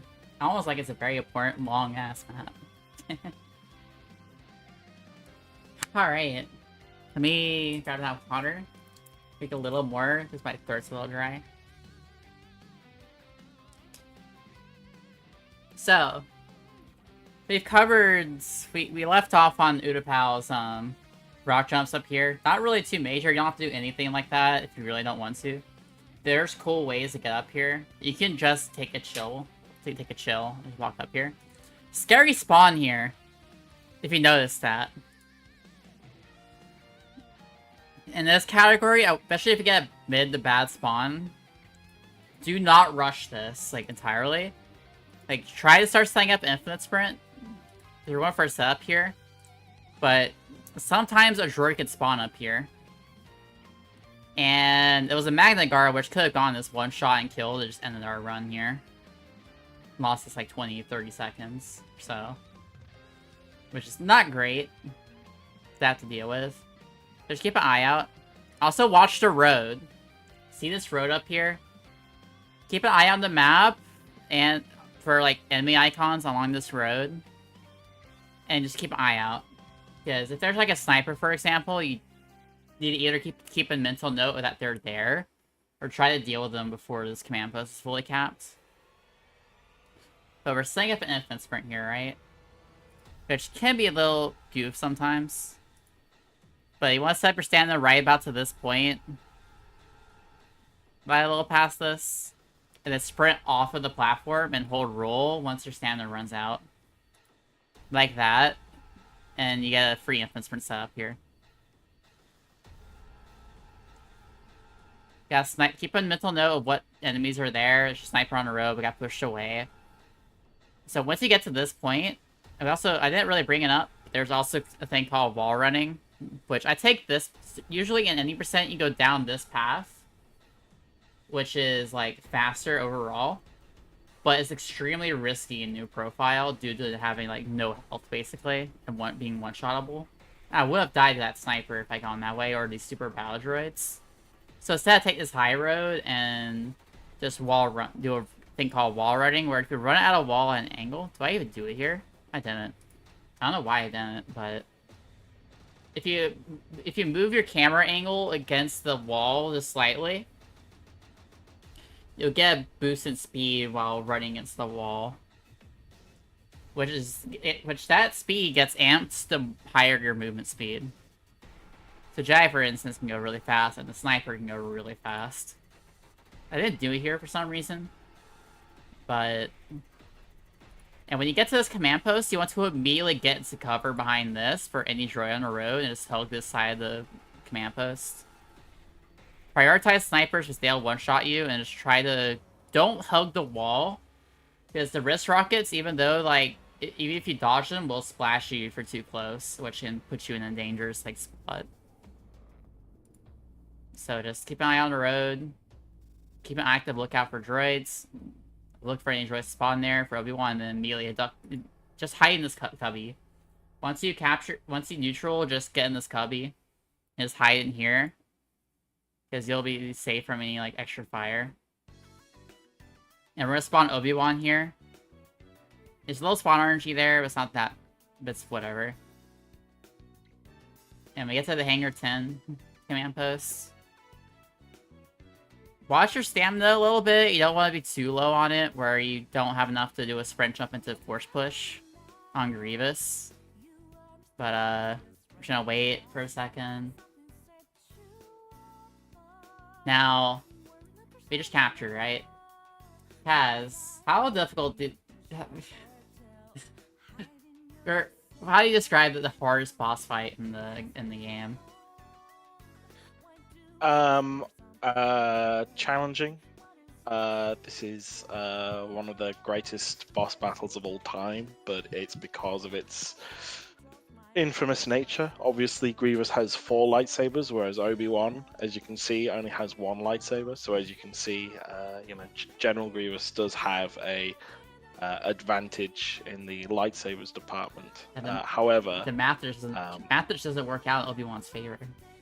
It really doesn't. So, as you can understand, we can do the spot meme. of trouble. You know the meme with like the percent, the wrestling meme with the percent chance. Do you know what I'm talking about? I'm not familiar with this meme. God, y'all have to know what I'm talking about, right? In the chat.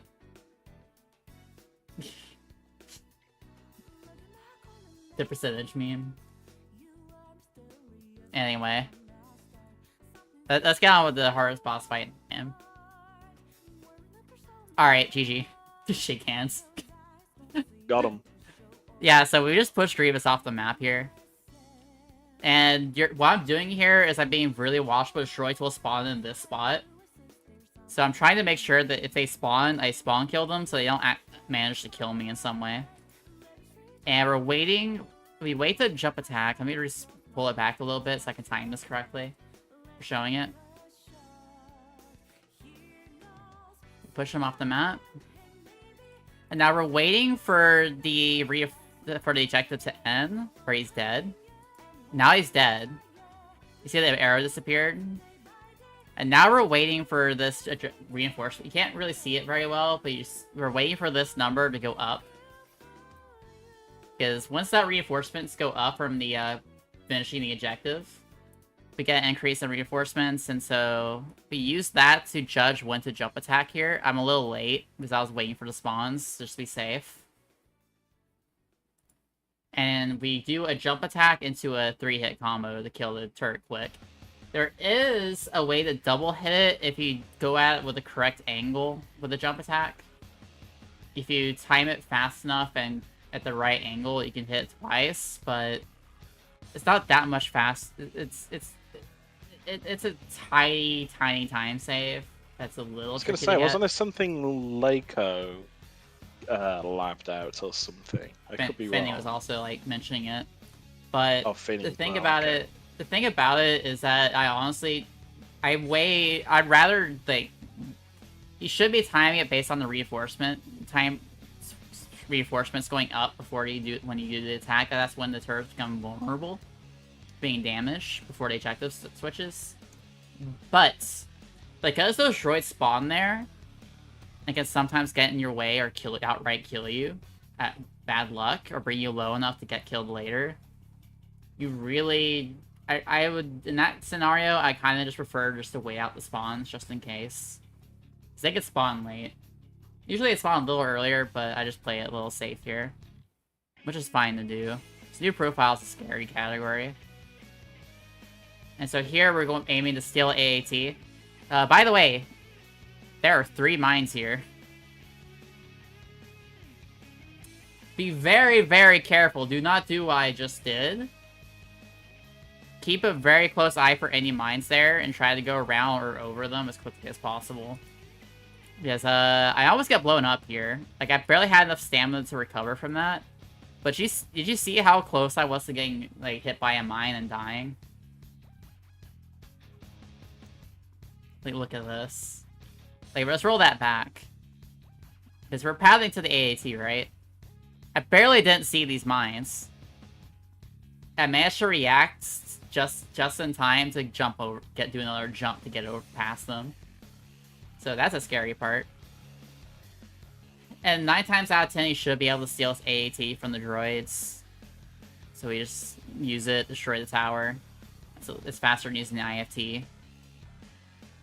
And then we're done with Utapau. And now I'm just quitting out because I got done with the metal grind. Now we're on to, honestly, pretty... It can be a hard level to learn. When you know the speed strats, it's actually fairly easy to get through once you get past the, first objective.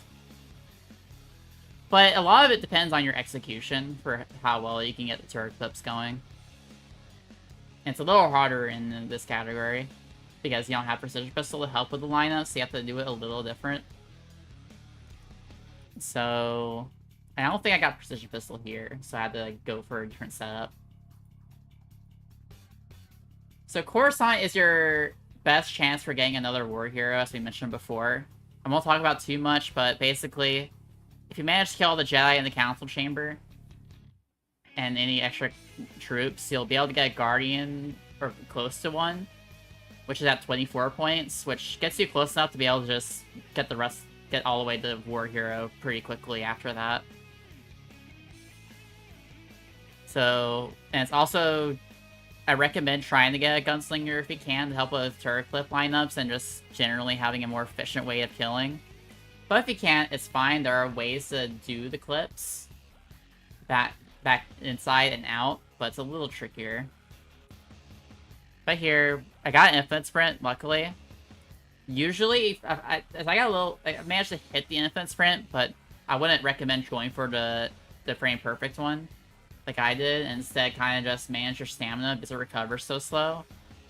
So make sure you have the stamina to sprint up the staircase. So I would do some jumps to move a little faster up the first staircase leading up to this room, this hallway. I just do a few jumps to go up, and then sprint jump up these stairs. Or infinite sprint up there if you have a infinite sprint going. Now entering this room, so let me roll this back. I recommend doing a few jumps to conserve your stamina a bit. Go up these stairs. Now we enter this room, we throw a grenade at right about this spot here. on the floor. Like, you'll see where the grenade makes contact. We throw it here while walking forward. And this baits all the enemy AI, the Jedi, to walk forward into this grenade. It helps to manipulate them to get closer to this. And then we immediately like, back hug this side. But I miss it, get really unlucky, and I die. This is extremely unlucky. Usually that's what happens, they get blown up by the grenade and you're done here. But I got unlucky here, as you can see. Look at the situation. I have a Jedi... Let me screenshot this. Let me like a screenshot pause so we can illustrate this point, like exactly like why this is so difficult, if not like to get out of. Honestly, I was probably doomed in this situation because we don't have bonuses or anything to work with. And the Jedi do something like this. This is a good screenshot.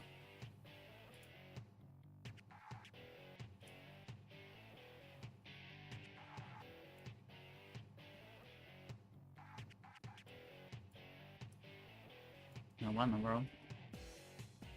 That's a little weird.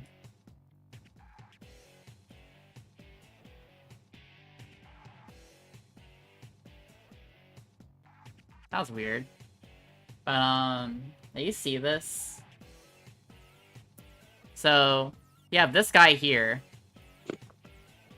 He is blocking my way to get past this. If we have bonuses normally, we had Guardian, we could attempt to slide past this one, because he only has a single blade, which single bladers have the lowest damage output.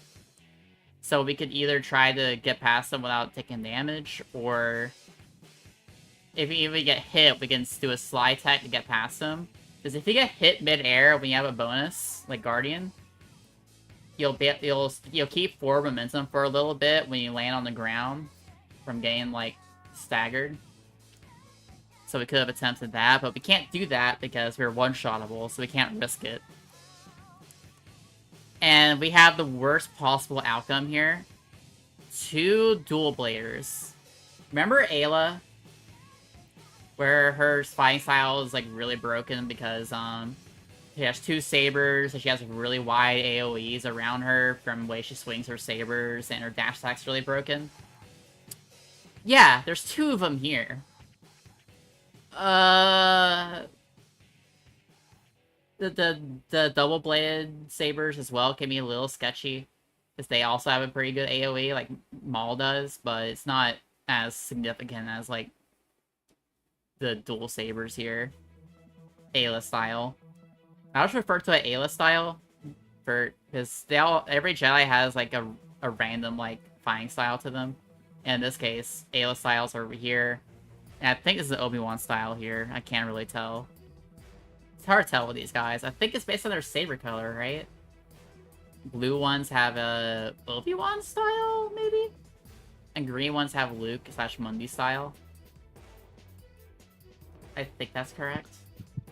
I'm not entirely sure, to be honest, but that probably sounds correct. But I don't know enough about those the specific AI Jedi lightsaber combos to truly know. So the real significant I wouldn't be ones... surprised if it was. I wouldn't be surprised if it was tied to the specific lightsaber that they were assigned to, like what lightsaber attacks they actually get. Yeah, but here the real significant ones to watch out for is Ayla's like fighting style. We were screwed here. Like if we have bonuses, we might have had a better shot, but in this situation, and we're running friendly fire, by the way. I didn't mention this, but we kept friendly fire all the way through Utapau. It doesn't matter on Utapau, and on Coruscant, we like having friendly fire. Because one, makes it a lot easier to recover and retry turret clips, but it also makes the Jedi a lot easier to manage, because they'll team kill each other. Except for the Masters at the end, they can't TK each other. Or team kill, rather.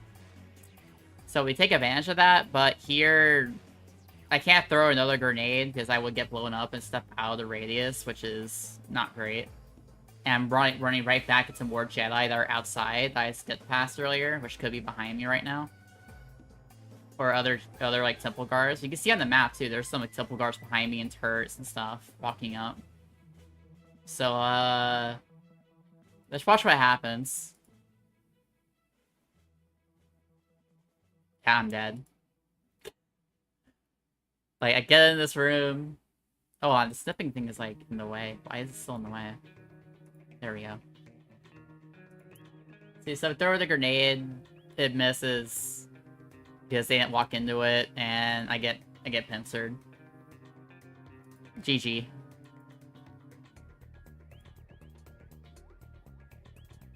Yeah, like I just can't get out of this situation at this point. I'm kind of just dead.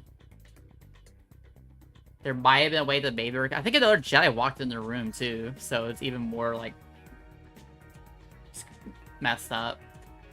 So that's one of those rare instances where that lineup, that setup, it just didn't work. 9 times out, most of the time, it'll work. But because I got that happen... it's kind of unfortunate. I almost died again, but I got a health and ammo pack. And I'm trying to get Precision Pistol here. I don't think I get it. I also missed out on War Hero, but I don't really need War Hero anyway, because it won't matter. Because Jedi die in one shot to the sniper rifle, and don't take many blaster shots anyway. So we capture, and we roll into this room, the library. And you have to kill these Jedi really quickly to start moving to do turret clips. So my lineup here is I throw a grenade to get this Jedi. That spawns on this bookcase right over here. And then you see how many dual bladers are here? Do not leave one of these guys behind, or they will shred these bookcases really fast. But I light up my shots.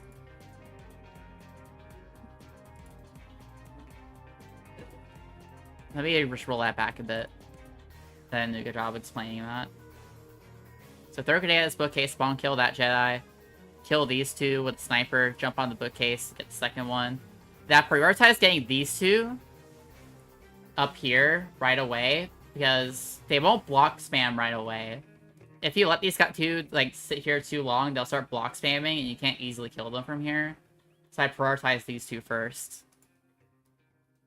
If I were doing that, there's another Jedi like killing this bookcase, but we're fine with that right now. It's not a huge deal to lose one bookcase, so instead we kind of just focus on getting this guy here just walking by. And there's another dual blader as well. So we kill these two, and then I kill the one coming downstairs here. Then I try to get another pistol kill. I don't get a precision pistol here, fortunately. I think.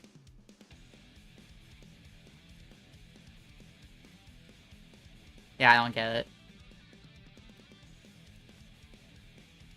So, if you have Precision Pistol, you have a lot easier lineups here.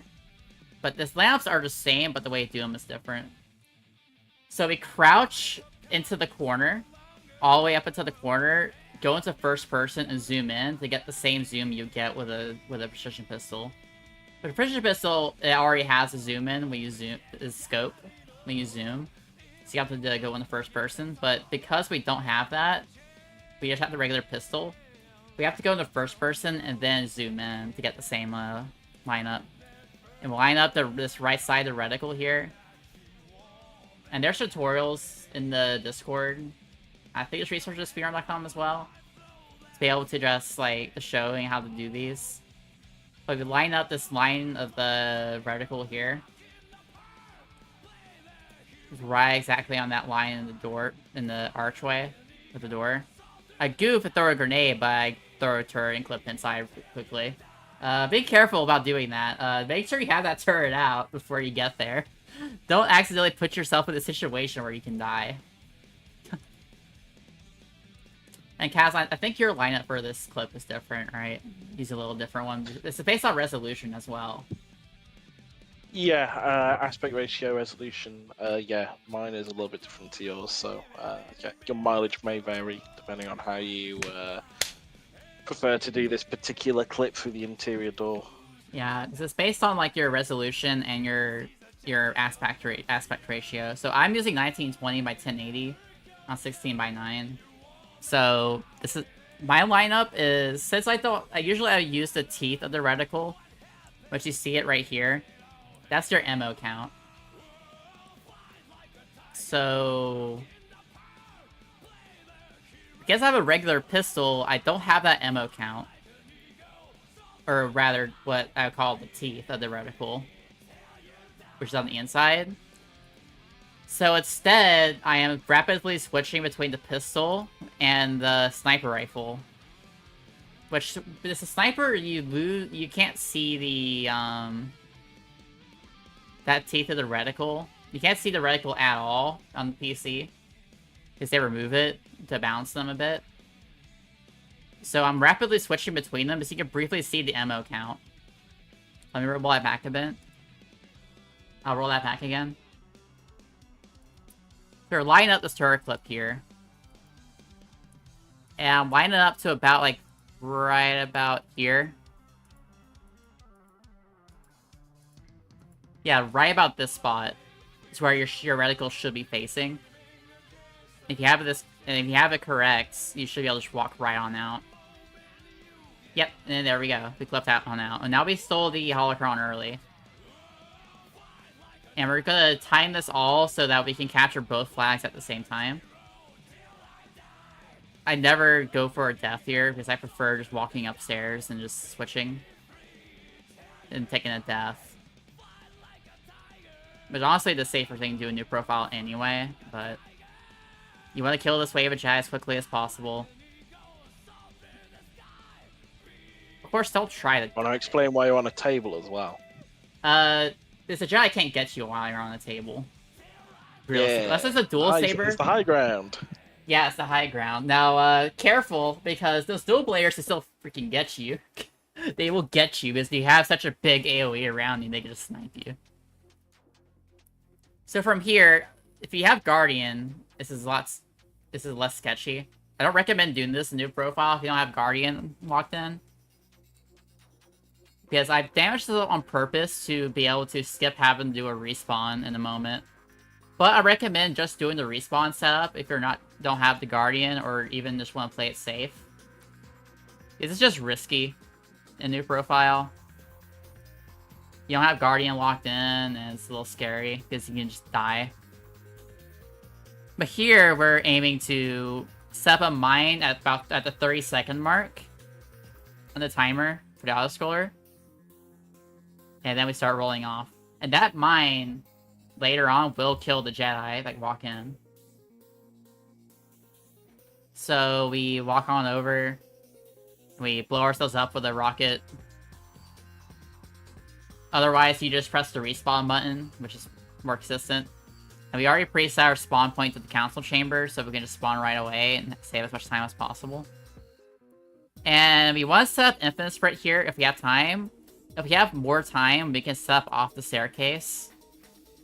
Or we can set up off this ramp, which is what I go for. I recommend trying to go for this setup, because it keeps you in the room. Because if you do the one on the outside, you don't have enough time. You try to go down the staircase for the infinite sprint, it'll spawn the Jedi in this room.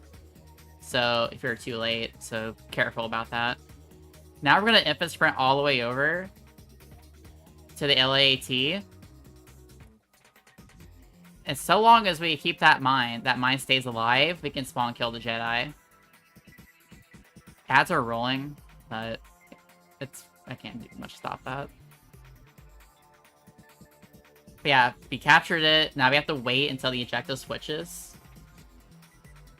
And once the ejector switches, we capture the second one. We wait a bit, we capture, and now we switch to their command post to number 1, because that's closer to the Jedi here.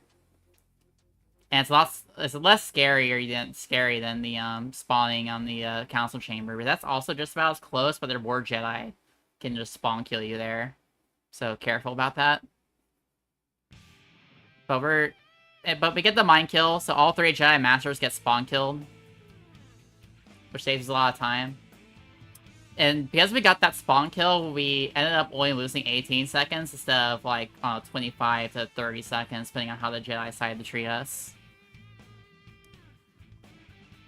Otherwise, we go with Anakin, but Anakin's scary to roll with because how Jedi behave. And now we're done with Koro. And during that level, you would build, you'll hopefully get a war hero. You saw me build it up. If you do everything correctly, you'll be able to get a war hero, make up for it if you miss one, like a Sheik or whatever. You can also get farm gunslinger as well, one gunslinger if you have the time for it, which you should try to do if you're behind. And now we're on to Naboo. You know what? I mean, it's been 2 hours, and I appreciate it's probably going to be a bit longer. It's 1:30 here, Yeah, so I might dip if that's okay. yeah, I've been kind of like powering most of the conversations, to be fair. Yeah, that is true. But I still appreciate you being here to It's all help good. ask questions and make add a little commentary and like just it helps keep the discussion here. Yeah, flowing. exactly. I appreciate that. But it's 1:30. I'm EP. I've got work in the morning, so unfortunately I do have to dip. But it's been good. It's been fun. Yeah, I'm glad you stopped by. Thanks for inviting me, and yeah, good luck with the rest of this. I'll probably keep watching on my phone, but just in bed, not on my Alright, desk. be sure to ask so questions from bed. I will. Why do. did you die? Like it's silly, like a dummy. What is your problem? Yeah, just don't- exactly. Just don't yeah. die. It's like, just very get helpful. good. Just Jesus. very helpful commentary. Yeah, why don't you get good? Have you tried that? Have you tried I winning? can't wait for the comments on the run that might happen where someone's like, I could do better, you died. You suck, you died. Lol. Oh, clearly she doesn't know what she's doing. Ugh. Ugh. So lame. Anyway, thanks for stopping. Thanks for hanging out. Hope you Yeah, get it's some been good good sleep. fun. Yeah. Yeah. I hope I'll, I hope it wasn't like ultra confusing with how the discussion's turning around. No, it's not. I mean, the award progression stuff.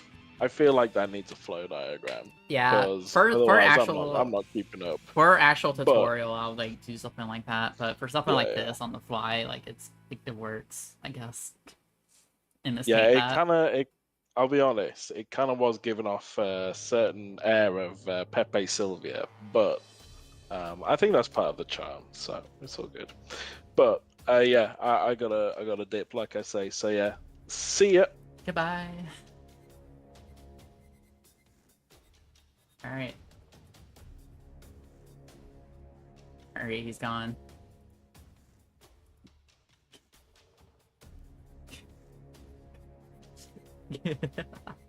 I'm not gonna say something. But we're on to Naboo now. The Empire section is where it gets really scary. A new profile.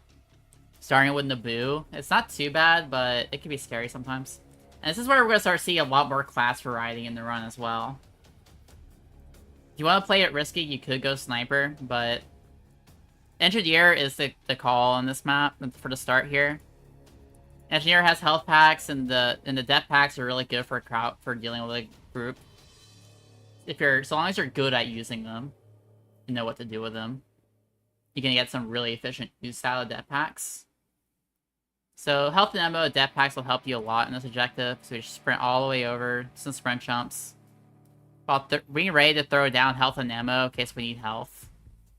We made it unscathed. We toss the death pack, kill this group that spawns here. And we're kind of just trying our best to avoid dying, obviously. Throwing out some health for us. If we wanted to be safe, we could also hop into the fountain. But we need points to get Dark Trooper.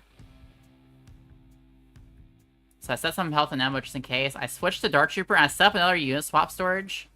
This one is harder to get because command posts in this game, for this game mode specifically, sometimes they shrink real. You can swap from the max radius of the command post for a brief second. And Mustafar is even tighter, but we don't go for a Mustafar one. But here it's really tight and it shrinks really fast, so we have to be really quick on the draw for swapping. Now, swapping isn't a problem. It's really easy to just press E, swap your class, and go. But once you have a US swap storage, it's a lot trickier. On the timing, it's a lot more strict. You have like about a second to swap and then hit E again to set up the unit swap storage, which is again Control E twice. But we set up to get another a fresh Star Trooper jet jump at the end of this. So I do a roll because when the ejecta stream, whatever ejecta stream pops up, and we click out of it, we have to redo the Control E. So I do a roll to keep moving while dealing with that menu to do another Control E. Make sure to press it twice to escape it. So if you have US swap already, we just sprint right on in, do a double jet jump. Now sometimes this can happen where for some reason too many will spawn in, which can be kind of annoying. It can get in the way. This is a very rare instance of this happening in a run on Naboo. Usually not that many Dark Troopers will spawn, but it happened here. Luckily, we still get it. And we're aiming to do a double jet jump to slide off the roof of this building we're trying to slide off of. We do a space double jet jump, and we cancel our jet jump at the perfect time to slide off of this collision right here. It's hard to see because you get swap storage, but you can see where my mouse is. It's right here. You want to cancel your jet right about this spot to slide off of it, and it'll slingshot you forward. And we got the swap, thankfully, and we just jet jump over. It's a bit of a precise one. You have to control your jump pretty well. And then here I'm using the Commando pistol, because Star Trooper's going to be our fastest class and most efficient class for most of the run, once we have access to it. You really want to learn how to use the Dark Trooper's movement and the Artcaster. The Artcaster, you do a lot of... Whenever you jump or do a roll, recommended to do jumps. You can cancel the cooldown, because every time you fire the Artcaster, there's a cooldown. And other weapons too, like the beam rifle, have a small cooldown before you can fire again.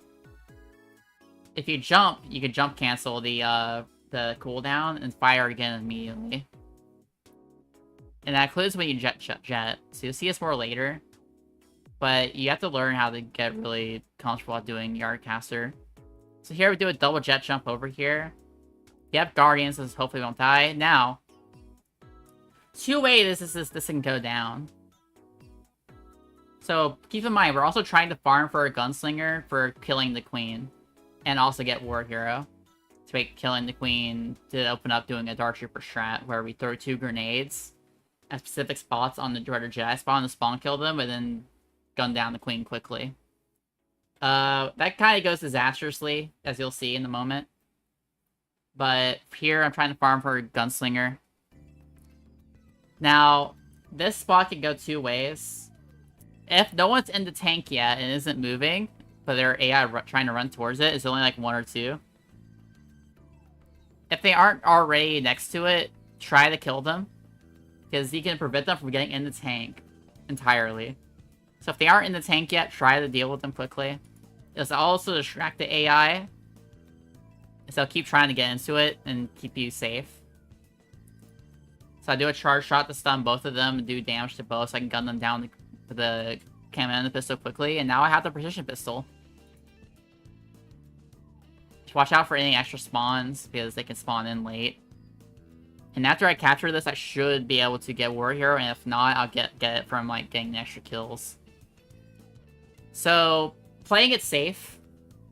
If you want to play this objective safe, for destroying the console and killing the Jedi and Queen, you would just switch to heavy. You'll sit next to the ramp here, and then mash the E button, and once the command post gets captured, you'll be able to go into to swap your class, and you can press you can swap to heavy, roll up, destroy the console, jump down, and then draw the Jedi AI close to you, and then throw down a mine to kill them all, and then mine kill the Queen. And you have to do that strat as well if you don't have enough for a precision pistol to kill the Queen.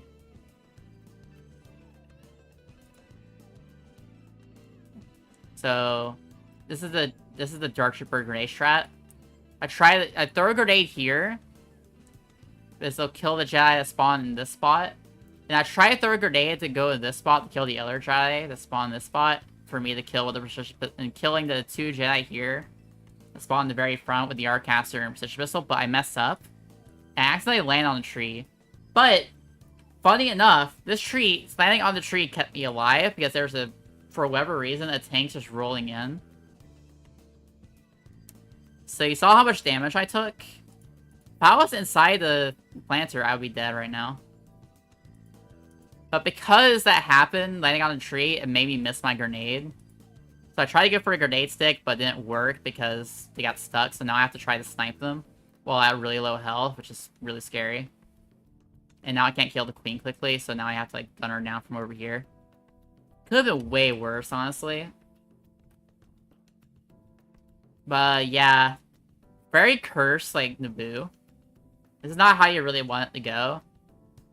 But basically, that's kind of how the grenade strat you want to aim for. Throwing the grenades at... I'll open this up. We can pause on the right frame. So right here. Let me screenshot this so we can get our layout here.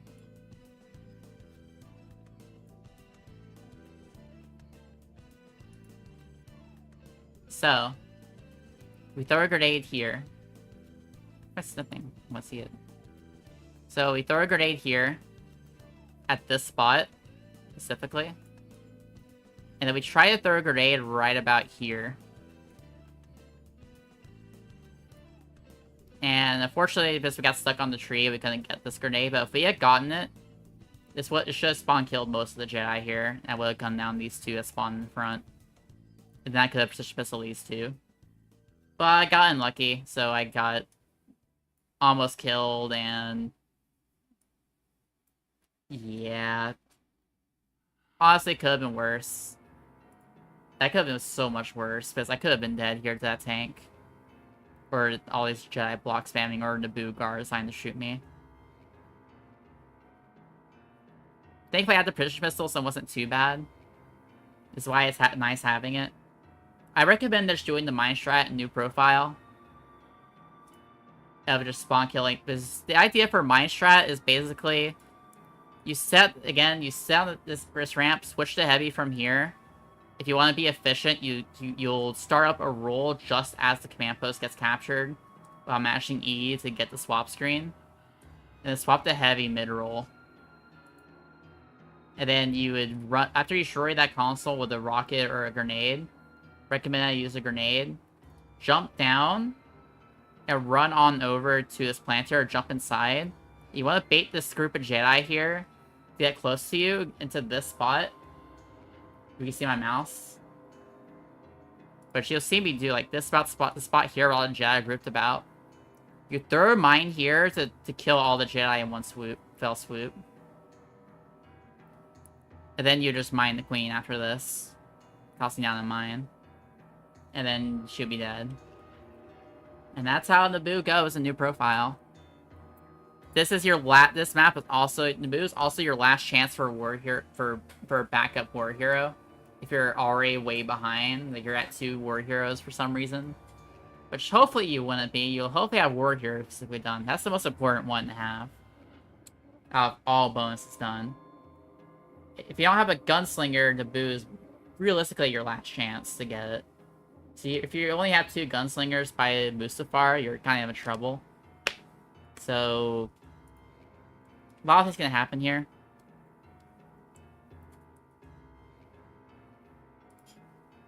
So, for on to Mustafar, I roll engineer. There's 2 ways you can like handle this. First, you can go sniper and try to run quickly to the first command post, the bridge control room. Now, it can be scary to do that because again, you don't have bonuses to back you up, so you can die really fast if you get unlucky. But you get there a little quicker, and you have option to try for pizza strat, but I don't do that. I'm just trying to go engineer instead. And piece of strat is throwing grenades in that bridge control room to hit one of the consoles later in the level. You have to destroy later in the level. If you throw the grenades at the right angle, we can destroy the console, like, or get damaged if not destroy it a little early. Not really worth it. New profiles don't even have War Hero yet, so that's kind of like not really worth it. But depth packs and the mines don't scale with War Hero. So, a fun strat you can do here that can save you time later if you get unlucky with medals. The collision on this door is missing for depth pack specifically. So, if you go to throw a depth pack through the door here, I'll re-roll that because I got a little crunchy.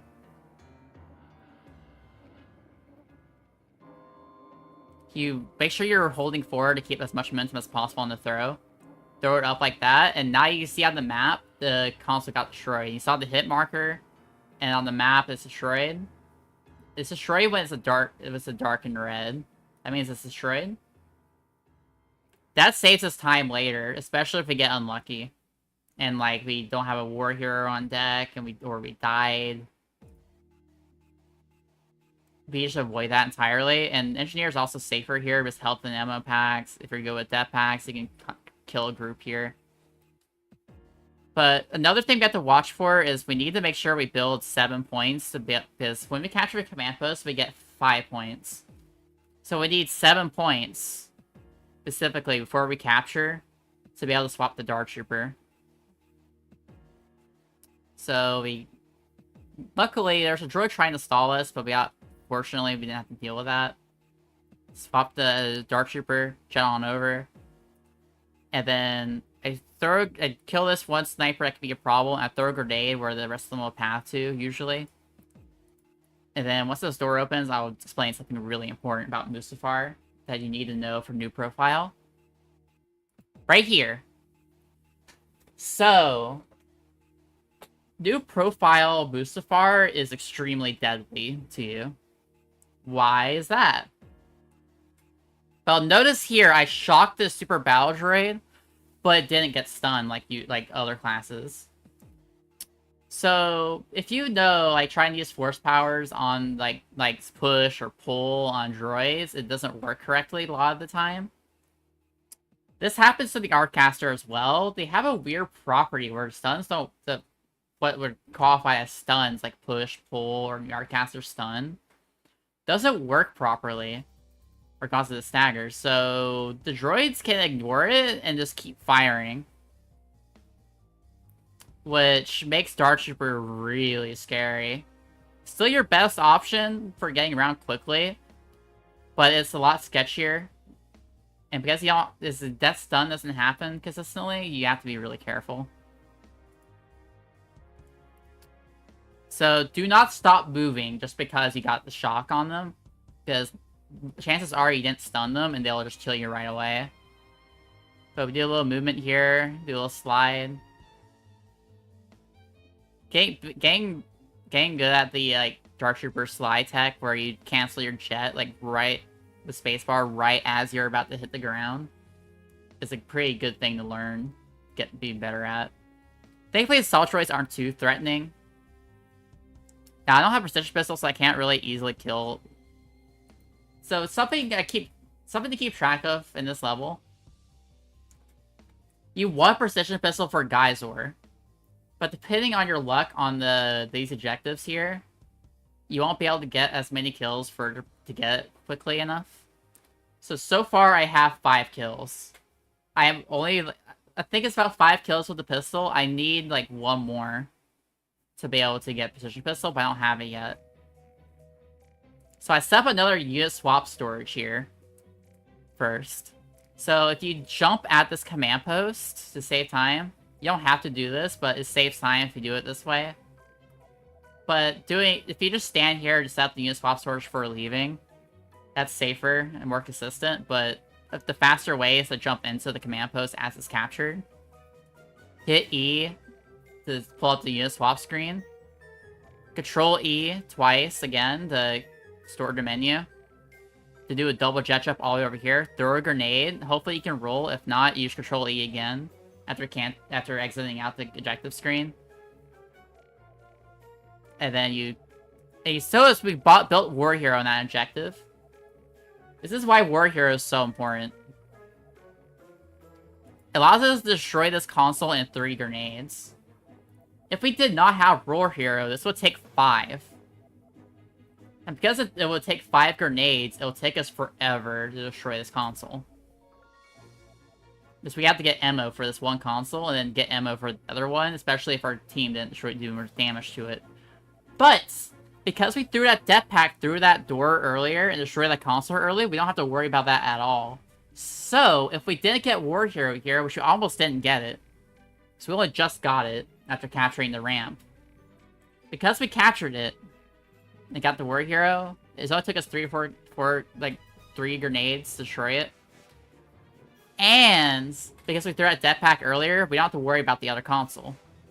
If we didn't get War Hero, we'd only need to use 5 grenades on this one console, and we would still be good. Which is why I recommend going for death pack if you get unlucky, you can't get War Hero, or you died. It overall saves you time in a spot that can be really sketchy. But here, I do a jet jump all the way over to this room. I get caught by the objective screen, unfortunately, so I have to do a Control E here. A really awkward spot. But we use this unit swaps to swap the sniper, because while you're carrying a flag, you can't jet around as like Boba, Django, or the Jet Trooper, or Dark Trooper. And the Dark Trooper has the base like trooper speed, the Stormtrooper speed. So we want to go Sniper to have a faster movement speed while capturing the flag. So I go to set up an infinite sprint here. I get a raw one, thankfully. When I say a raw, it's a frame perfect one. Now, I remembered that I had 5 kills with the pistol so far. I still needed 1 more for Geysor. If you don't have enough, if you didn't get a gunslinger by the time you capture this next beacon objective, you have to go with heavy strat to try to mine Geysor to insta-kill him, which is a little annoying and can be really slow, depending on what he does. But there's a Magna Guard standing here, and if there's any droid standing here, I would try to get a kill here, but because it's a Magna Guard, I cancel my infinite sprint to say get Precision Pistol here. So I get my Precision Pistol, now I have it.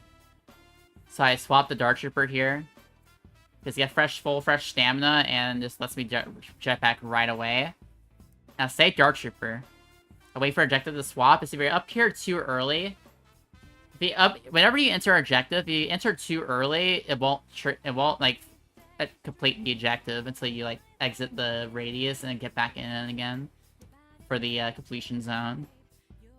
So be mindful of that. Stand just a little bit further back to not trigger it too early. Enter it too early, I mean. Trigger it, whip back around quickly. I need to roll this back because it's like really like VLC player does not play very well sometimes.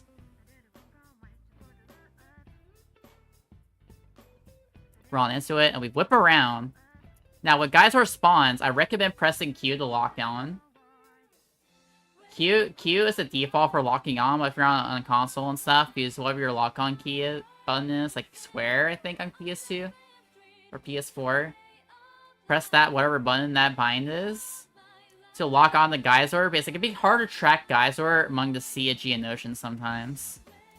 You want to shock him immediately to help keep him from like jumping off to the side and like being a problem.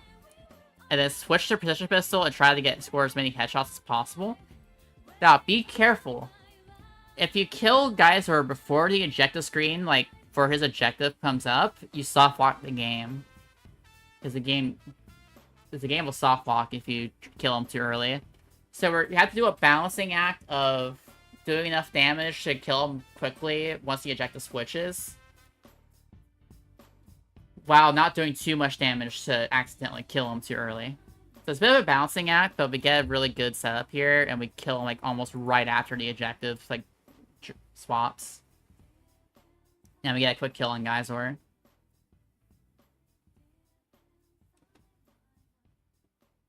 Alright. Camino is pretty identical between any percent and the new profile. Now we're gonna take a short break because ads are about to come up and I need to use the restroom and stuff. So I'm gonna run for everybody here. I'm gonna run a minute of ads while I go run to the restroom. So I'll be right back, alright? I'll see you all soon. I gotta use the restroom and stuff. And ads are about to hit anyway. Okay, we So all take a short break, the alright? gas station just leave Before we it. start Camino. I'll be right back. What did you do? I don't know. I just looked over at Francis, and he just looked so angry, and the voice line Dead Dog played was him saying, "Watch yourself, pal." Like, what I do? Buddy. Oh, which on the thing? Which on that? Oh wait, I have an idea. Shooter. Oh, leader into the gas station? Yeah. Can we Let's do go. it? Okay, okay. 3, 2, 1, do it. Stand over here. Okay, so Okay, okay. Alright, go away from the gas station.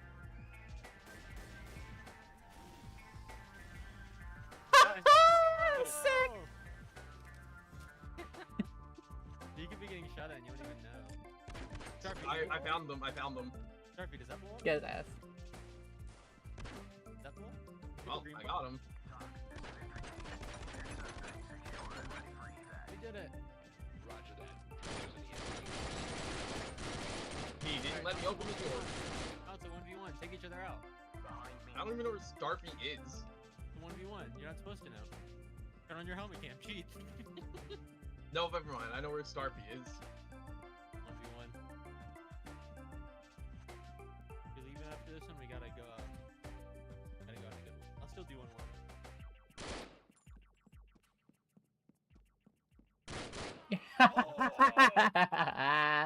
Damn. Unfortunate. Got her ass. Reporter, report. On the ground now. Report while That's teabagging.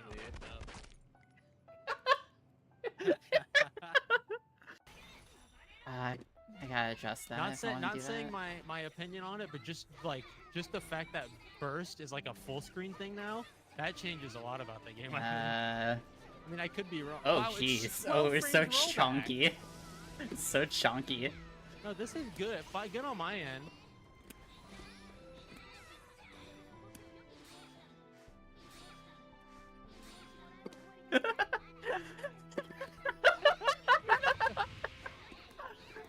You're so good, actually.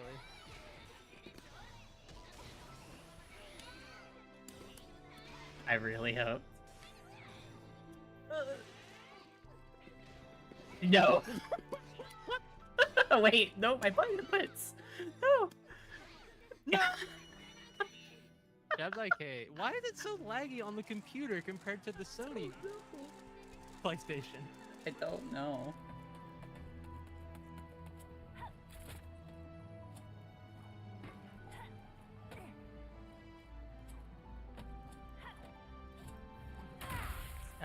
Not what I wanted. I pressed the wrong button. This one seems promising.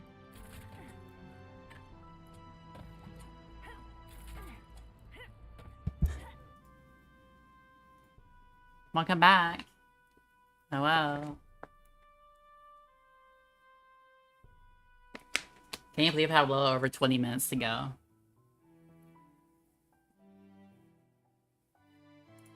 There's a lot to yap about. My voice is getting tired too. Jeez.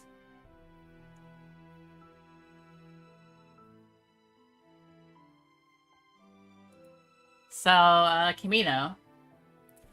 Honestly, bonuses don't have any actual impact on this level. The only real difference is that compared to regular any percent, where you have bonuses and stuff, Boba's a little slower due to besides the movement speed thing, there's also the fact that the energy recovers a little slower, stamina recovers slower, so it's a little like slower than the normal 80%, but it's not that significantly slower.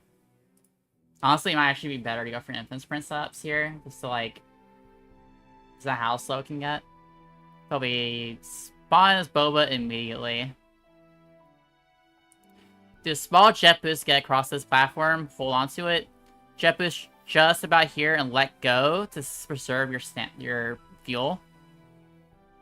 And then we det the console.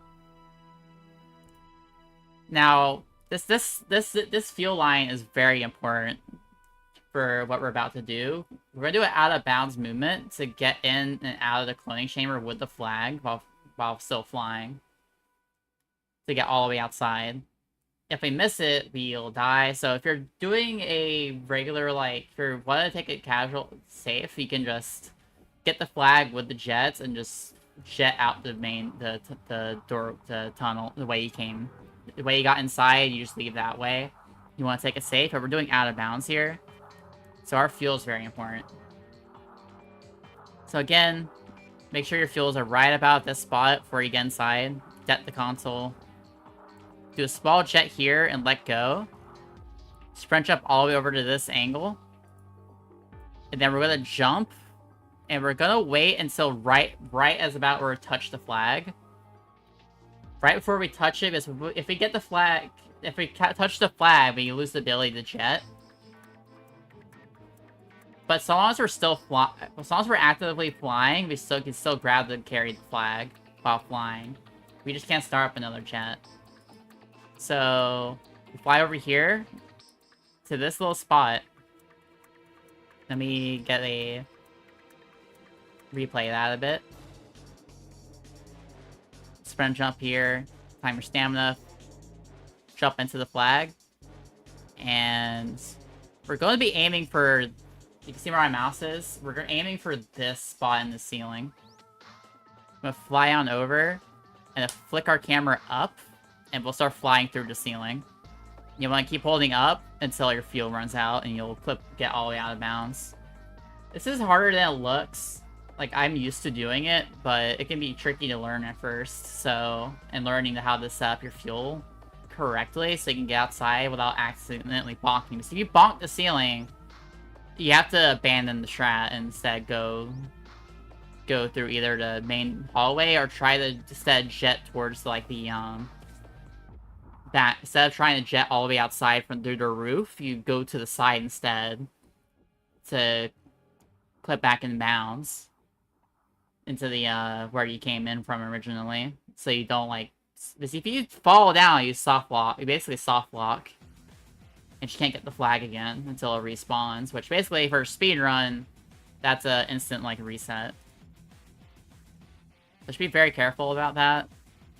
And from here, we just move on, do a little movement. It's a little... I'm kind of used to any percent. If I have more fuel. But basically, I don't have that. It's probably better for infant sprint here, if you can. But for this setup, there's going to be a tech called Super Jet. So, for this tech is useless on Dark Trooper due to how the Dark Trooper's, like, movement works. You don't want to spam your jumps. You instead want to time them precisely so you can get the movement you want and get the speed you need. For Boba and Django, though, and Boba specifically for this, if you map your jump to scroll wheel and you flick your scroll wheel, you'll spam the jump input, which will spam jets like extremely fast and gives you a really big burst of speed, which you'll see in a moment. So we jump up here, we get into the capture radius to capture the flag, we do a small jet boost here, and then we sprint and then spam jump with scroll wheel. We do super jet, which again, spamming jump inputs with the scroll wheel, and we get sent flying really fast all the way over to the platform. Do a small jet here to land on this bridge. If you get a really good sprint super jet, you can jet all the way to this platform without ever having to like touch this area. But it's a little trickier to get and not really as safe to get, so it's still good to aim for the bridge here. And then do another super jet, and there we go. And here, we want to make sure we get ammo. So I got ammo pack here, so I don't have to worry about it. But you want to stand, there's a little spot where you can get ammo from the Gonk droid while still being in command post race. You want to stand right about the edge of the command post while you're still capturing, so the Gonk droid can give you ammo while still capturing. So you need 4 death packs for the next objective. So we'll do this here, make sure to no jet trooper spawn. Now, there is another super jet. You can do a super jet here. I don't think I'd go for it in this run, though, because my mouse has a weird issue where it's not super consistent to get super jets, so sometimes they'll just fail and I'll just fall to my death. But super jets are honestly consistent. It's when you know how once you get it down. But for some reason my mouse has weird issues, so I don't go for it here. But you can super jet from this angle to super jet all the way over to the door here, and then get another burst of fuel to get all the way over. And we got the eject stream right about here. You'll be already like about to enter the door if like we did super jet. That's how powerful it is. So we do a little movement here. We throw a death pack on this console. A tip for death packs is that the cooldown for the death pack does not start until after you throw it. The detonation doesn't matter for the cooldown. So, for example, you can set down a death pack for a while, and then when you detonate, you can start throwing one again immediately. There's about a 3-second cooldown between throwing the death pack and being able to throw another one. So we take advantage of that, how the cooldown works to, like, get a toss from over here. It's still fastest to, like, spam it right next to the console, but because we don't get the ammo right away, if we don't get ammo drop to get ammo to be able to detonate it right next to it, instead I stand right next to the gonk droid while waiting for the cooldown, and then I set up to do a death toss from all the way over from the gonk droid, which is not easy. It can be tricky to hit initially, just because you have to learn how the death packs work and how to toss them. But if you learn how to use them, you can toss them from the gonk droid all over to that console and destroy it.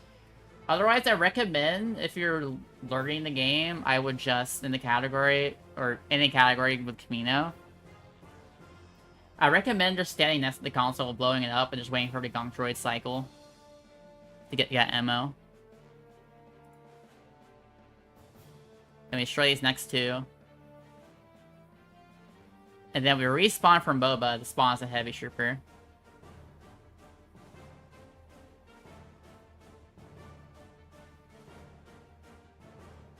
And we simply use the class swap to instant reload our rockets to be able to kill this LAT and these LATs quickly. In any percent, we will use a precision pistol, but you obviously can't get it in this level, so we just use rockets, which is not that much slower than that. But yeah, we just spam rockets, all good, and we're done with the level. And something I didn't bring up is it wasn't relevant yet to what we needed to do. So, if you notice, we got we were able to menu really quick to be able to respawn. So, on 1.1 version of the game, we have a thing called Buddies menu, which gets added to your pause menu for everywhere in the game once you go into multiplayer. And that allows us, because that extra Buddies menu option on the pause menu puts the respawn button like in the middle of our screen, right where our mouse shows up. So we can take advantage of that to respawn like really quickly. If we didn't, we'd have the mouse up slightly, which is not as fast. It's a small manualing thing that's like a tiny time save. And consistent. Now we're on the Death Star. Oof, give me a second to drink water.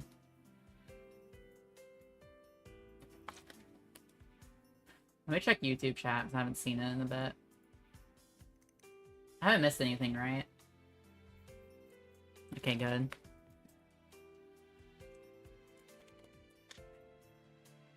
Water, water, water. Hi, Finny.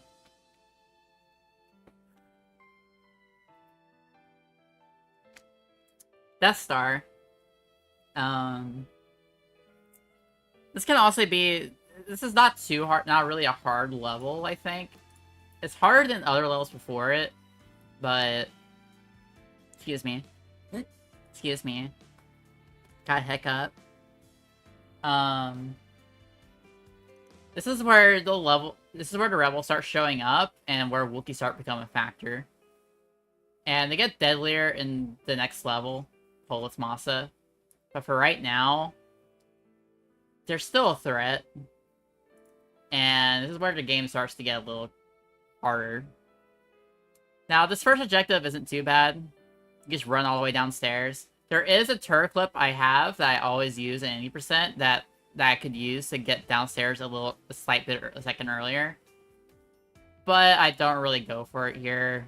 It's like, it's ultimately, you can get stuck up there, which on this pace is like not good to have happen. And here I'm trying to build my medals and get as quickly as possible while also getting Dark Trooper. Unfortunately, I died to a Wookiee, I'm pretty sure.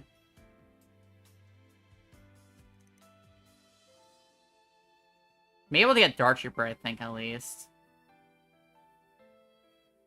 At least that enough for Dark Trooper. I think I died to a Wookiee in a second. Yeah, this Wookiee's kind of standing there for a bit. It comes around the corner and I get blasted. That's why the Wookiees are scary. You kind of just die to them at their own whim, honestly.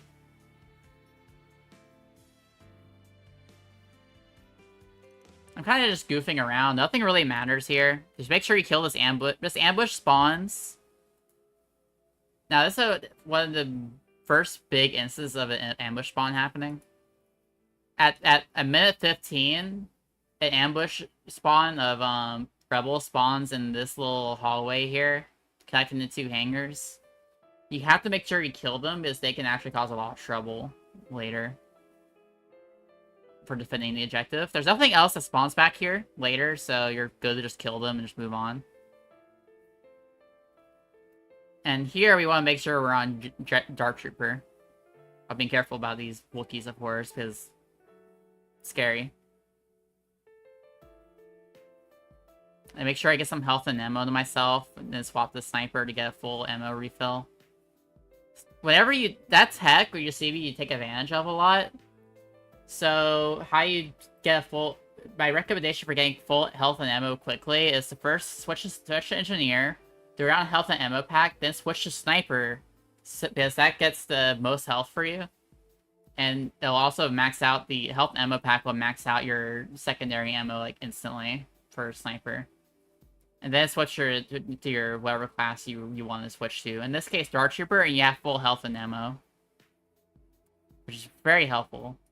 Your primary ammo won't get fully refilled, because of course it wouldn't, because it doesn't refill that much, but it's enough for your secondary ammo. Which you really want to have. Make sure you kill the rebels along the way here. And we're going to path all the way to the back of this, I'm going to skip ahead a bit. You want to get all the way back to the back of this tunnel from the detention area. There's a small space we could clip into, and all we have to do is just crouch here. Just crouch all the way through, we just crouch walk. Now, to be safe, I don't recommend doing what I do, because I just kind of do it because I can do it. I recommend walking further up and then double jetting on top of the detention area roof. Here, I do something really risky, and I adjust that for other people. And it's still risky, because I almost mess it up here, but I just double jet jump straight over here while zooming in to be able to see where the out of bounds and the roof is. And that's what I recommend doing too when if you go to jet jump all the way up to the top of the roof here, I recommend zooming in so you can see where you're walking with the Artcaster. And just drop into this little spot here out of bounds, because you can capture the command post from here while being perfectly safe from the rebels. And then from here, we're going to want to hold out the Artcaster and keep charging it. This is because the AI in this game cheat a little bit, and whenever they know you're holding the Artcaster and charging it, they'll like sit behind the wall and they do not want to walk forward.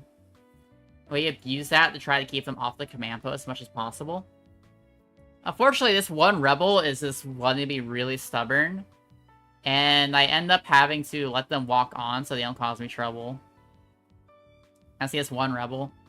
They're inching closer, and they're gonna stall me. So I have to make a decision here, so I purposely throw a grenade to bait them to roll inside so I can kill them quickly.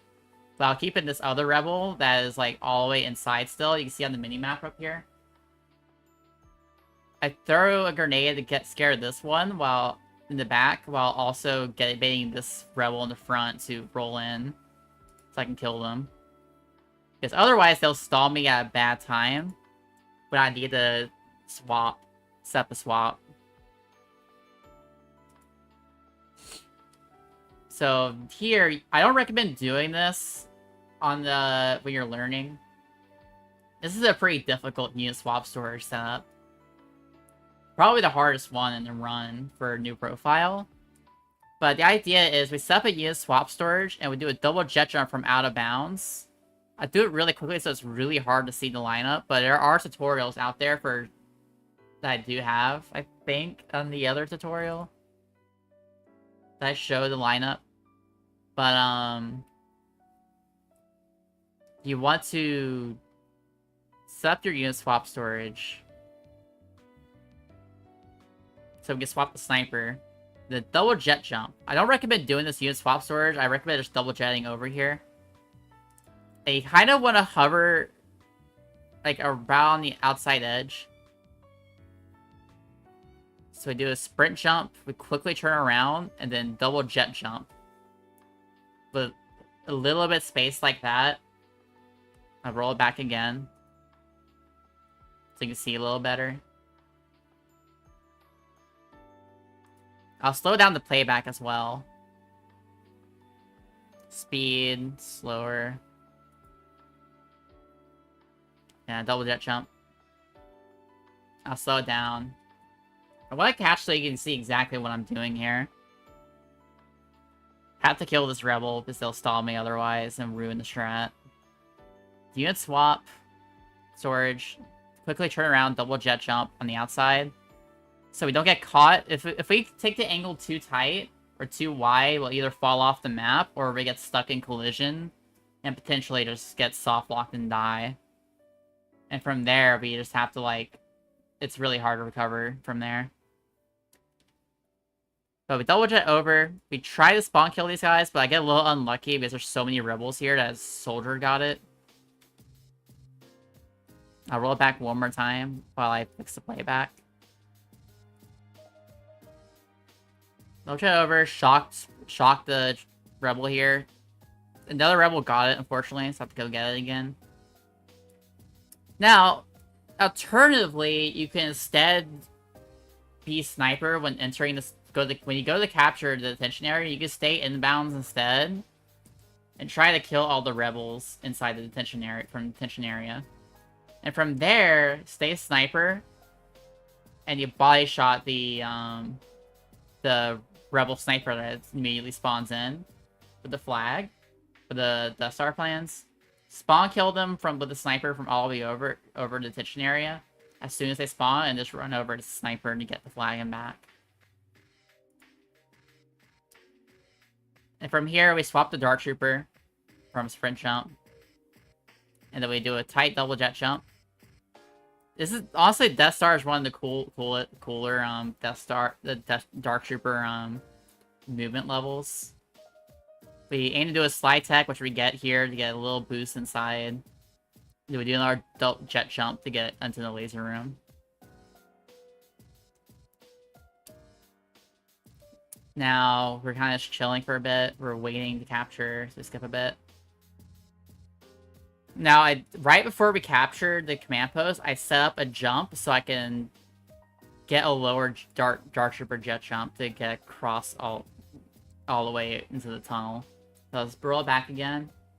Right as we capture, I jump. So I get low enough to jet jump into here without getting stuck on the ceiling. Then set up a jet slide. Then jump across the gap. It's shocked because I don't know who's over there. And then, ideally, if you do this movement well enough, you can slide off the top of this ramp coming up.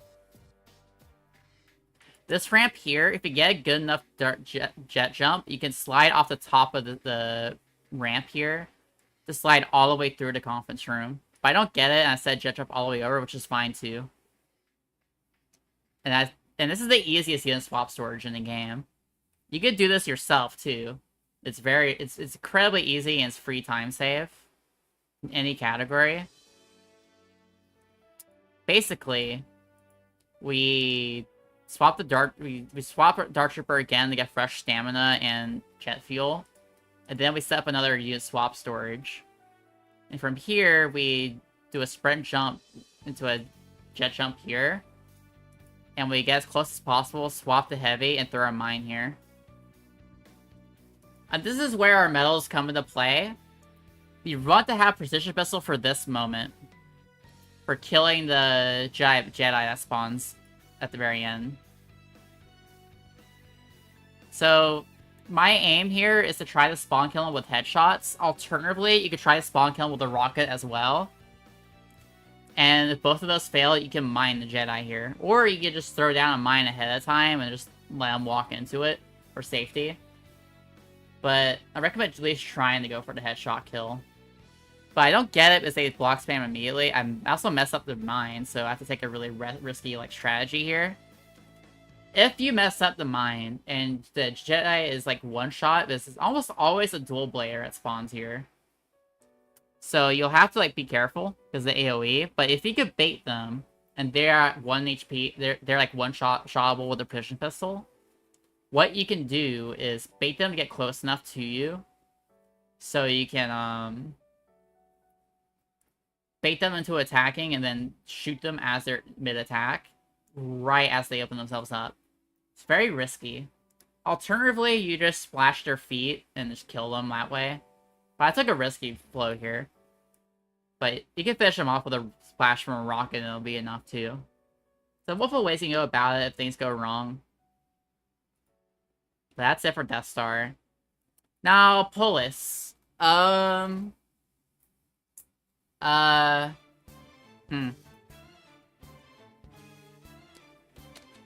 This is the scariest level in the run.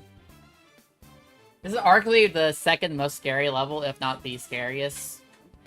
Hoth is scary, but it's honestly not that bad once you get past the first objective, and things go smoothly. Like, the snipers are terrifying, that's always going to be true on Hoth, but I think Polis is probably the scariest by far, as a whole. So, Polis. Now, if we get really lucky, we can get what's called a God Spawn, where we can spawn. This is the worst possible spawn, by the way. We can spawn right next to the stairs here, where it'll allow us to skip the trigger, ambush trigger. There's an ambush trigger in this room here. I'll try to visualize it here, without the player like getting like glitchy. Now, by the way, our class choice. I recommend going the Stormtrooper here. Alternatively, you could try Engineer. Heavy is too slow. It is a little safer with mines, but it's like the Heavy is so slow that I don't recommend it. Especially if a Wookiee decides to kill you, because you're still one-shotable by a Wookiee almost. As a Heavy, so it's not really worth it, IMO. So I recommend going Stormtrooper or Engineer. I prefer Stormtrooper here for grenades. And the Stormtroopers are more efficient at killing Wookiees than the Engineer. But I'll try to get a good pause here to visualize where the trigger is. There, let me get a screenshot of this real quick. But yeah, you obviously can't see it coming because you can't see the trigger. The trigger is right about here.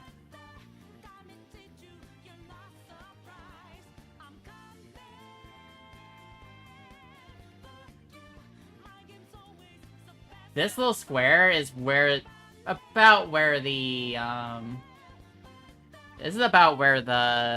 ambush trigger is set. So if we spawn like right here, like right in front of the stairs, we can just roll up before the ejecta screen pops up, and we just skip this trigger entirely. And remember, we have to trigger it, we have to re-enter it. So if we exit it, it won't just trigger it. And that's what is known as God Spawn. This is the God Spawn is what you really want, but unfortunately there's so many different spawns here. That's pretty low chances that you get it. And we got the worst possible spawn. And I do something really dumb here. I don't do what I did. I took a really dumb risk and died for it. So, you notice what's happening here, right? There's one Wookiee and Recon. I make a bad decision here. I take a risky play and get punished for it. So there's two Wookiees standing right here. One is a Recon and is no threat to me right now. But I'm worried the Recon will just suddenly die and will kill me, which is, to be fair, being this, like, nervous... the nerves are starting to set in a little bit. This is, like, a really strong run going into this level. So, two Wookiees. What do I do? A, do I stand here and shoot the Wookiee like I should? Particularly this Wookiee here that isn't, like, actually shooting me yet. Let me visualize this for y'all. Let me grab the visual.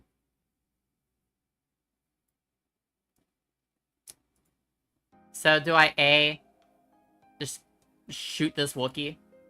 Do I just shoot this Wookiee here? Do I shoot the Wookiee and just kill the Wookiee from here? I just blast it with my blaster rifle, take a moment to kill it, and then move in? Or B, do I try to jump over it to try to slide past it without hopefully not dying? I do the stupid thing and run in and die. Don't do this. That was a really stupid risk that for no reason when I could have just gunned down this Wookiee with the blaster rifle. Incredibly bad decision on my part. Like, this is uncharacteristic, really, really bad. Don't ever do this. Don't try to run past Wookiees. That is a terrible, terrible mistake to do in this situation. Now, ironically, we have to try to run past the Wookiees later. But for right now, in this situation, with the spawns or this, like, punishing, in this scenario, where it's really hard to get past it anyways, I should have just killed it. And so I make another risky play, and I go Sniper instead. To try to make up for the time loss by going a faster class. Which ends up being fine, but ends up being, like, a little bit slow on the capture.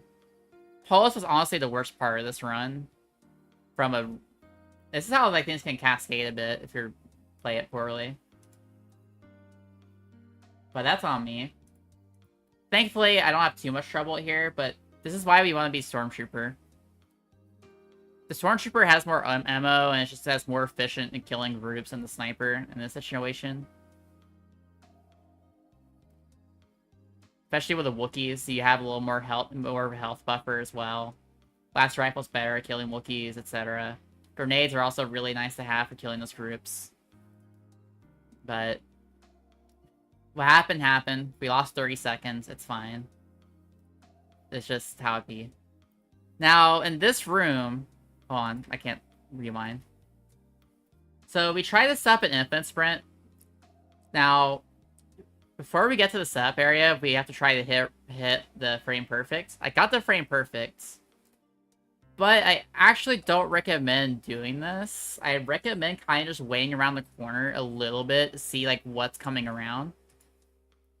Be very wary of rocket troopers. Because when you get close to them, when they have their rocket launchers out, there's a 50-50 chance they just fire their rocket at you and for point blank and just kill you outright or splash you for so much damage that you just died from one shot from anything. So be careful about that. Here's the first setup for an infinite sprint here. We can ramp off of this staircase here to set up an infinite sprint. Alternatively, set up on the other staircase. Now, this is an ambush spawn, right? Another ambush spawn. And this one respawns, like, constantly. That's a fun fact. Which is why there's so many rebels here. If you play, like, casually and you run through this area, even more rebels show up. That's why. It's important to note how many Wookiees spawn here. That is, like, 2 Wookiees. And there's another 2 going downstairs and another one at the top. Now, this is the other setup spot for Infinite Sprint, and this is, like, honestly the scariest part of, like, any percent run of any variety. Anything here, a Wookiee could just outright one-shot you here. And another rocket fire. I got lucky and avoided that. I lost my infinite sprint because I picked up an ammo pack. There's a chance whenever you pick up ammo that your infinite sprint gets canceled.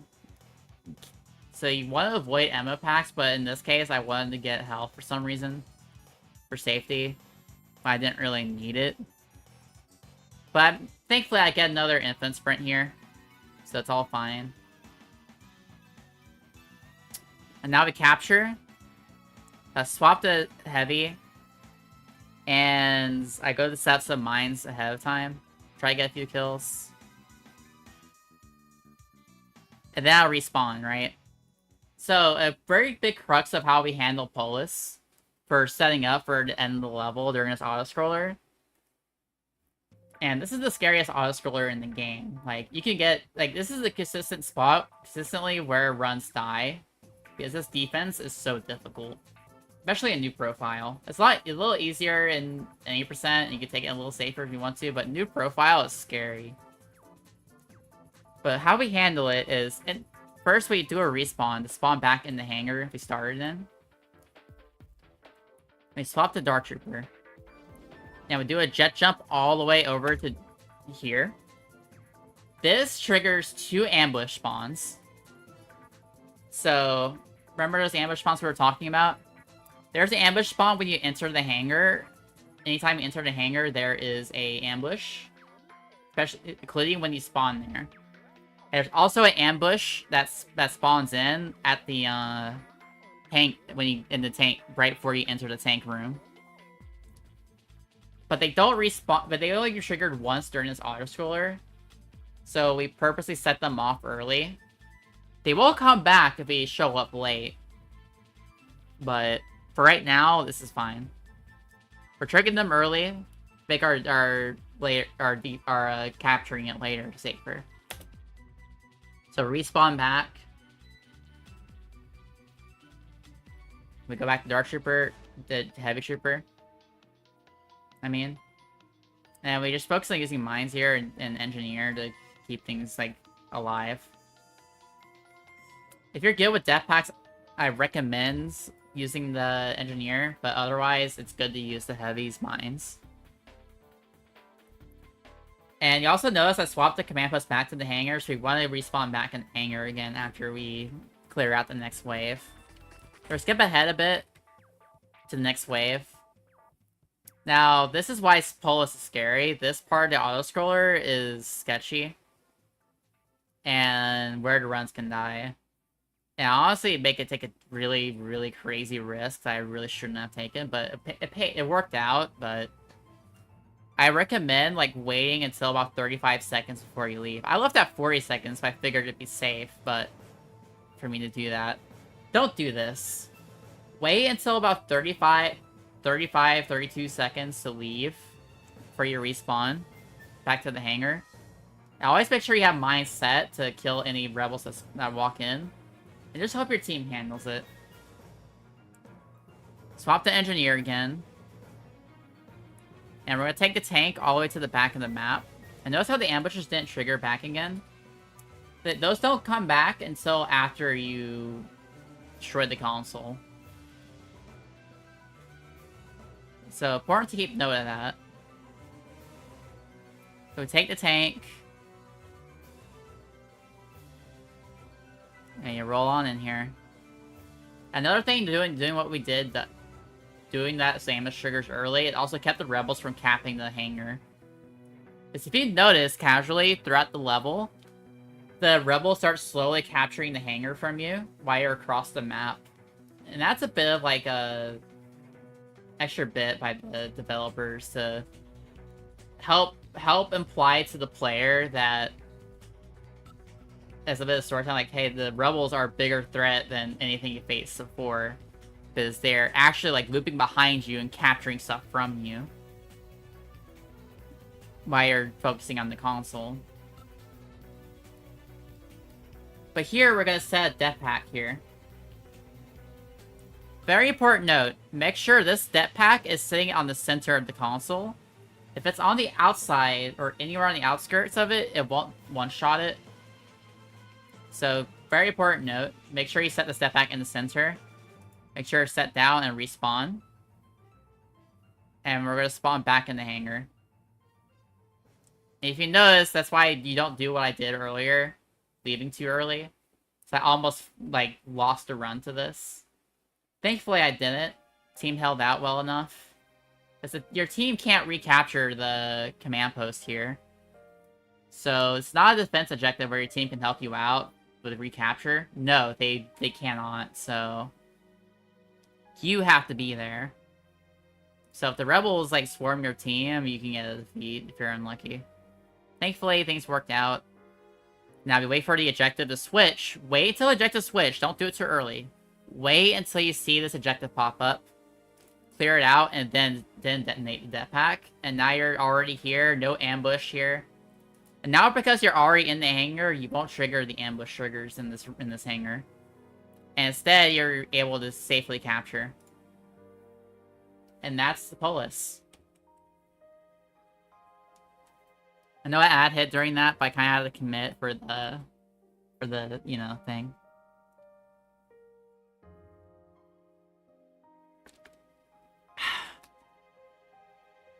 Now, unlike any with bonuses, but in bonuses, this level is fairly easy. Once you have it down.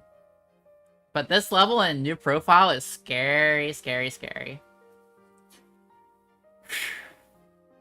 So, we're gonna start off with Heavy. Heavy is the safest strat overall. Engineer is another choice you can also use again because death packs and health ammo can keep you alive a bit. But the mines are more efficient at killing the troops or rebels for you, like instant giving them. And also the health, like, helps you from avoiding one shot by snipers. This is the scariest section here. If you get unlucky, you can just get rocketed, spammed with grenades, and you just it's kind of a shit show. Thankfully, that didn't happen. And so you see me go for a miner. I recommend throwing a mine behind you, so that it'll catch all those rebels up there. In case your team loses that fight, they'll spawn kill the rebels coming back to interrupt your capture, and save a little bit of a headache. And I set down a mine immediately, and now you just have to focus on, like, clearing out these rebels quickly. You could sit by the ammo droid right about this spot. Have to readjust a little bit. Yeah, right here. You want to sit about this spot so you can get ammo from the ammo droid while you're still, like, capturing. So you need more mines and grenades. This is where Engineer would be a little better. If I didn't go too bad. This is actually a really, really smooth, like, capture. This is not normal. Usually this is, like, on new profile, this is a lot more difficult. And Sniper's the riskiest pick, and is a lot, and you're probably just gonna die. Stormtrooper is not very good either. You have 4 grenades, but they're not as great at killing, like, rebels. And, well, the Engineer is a good choice that I've been labbing out a bit, but I committed to the Heavy for safety. Because higher health pool, mines are just too good to pass up. But Engineer is a choice. Now, there is a strategy here, where if you're quick enough on the draw, which I don't recommend doing this, because you can end up, like, killing your run right off the bat in new profile. But you can try to quickly switch to Sniper to be able to kill the consoles in the next objective quickly. But, I don't go for it because that's really risky. You can also use the Engineer as well. If you're already Engineer, you can instead use the Engineer to do the console objective.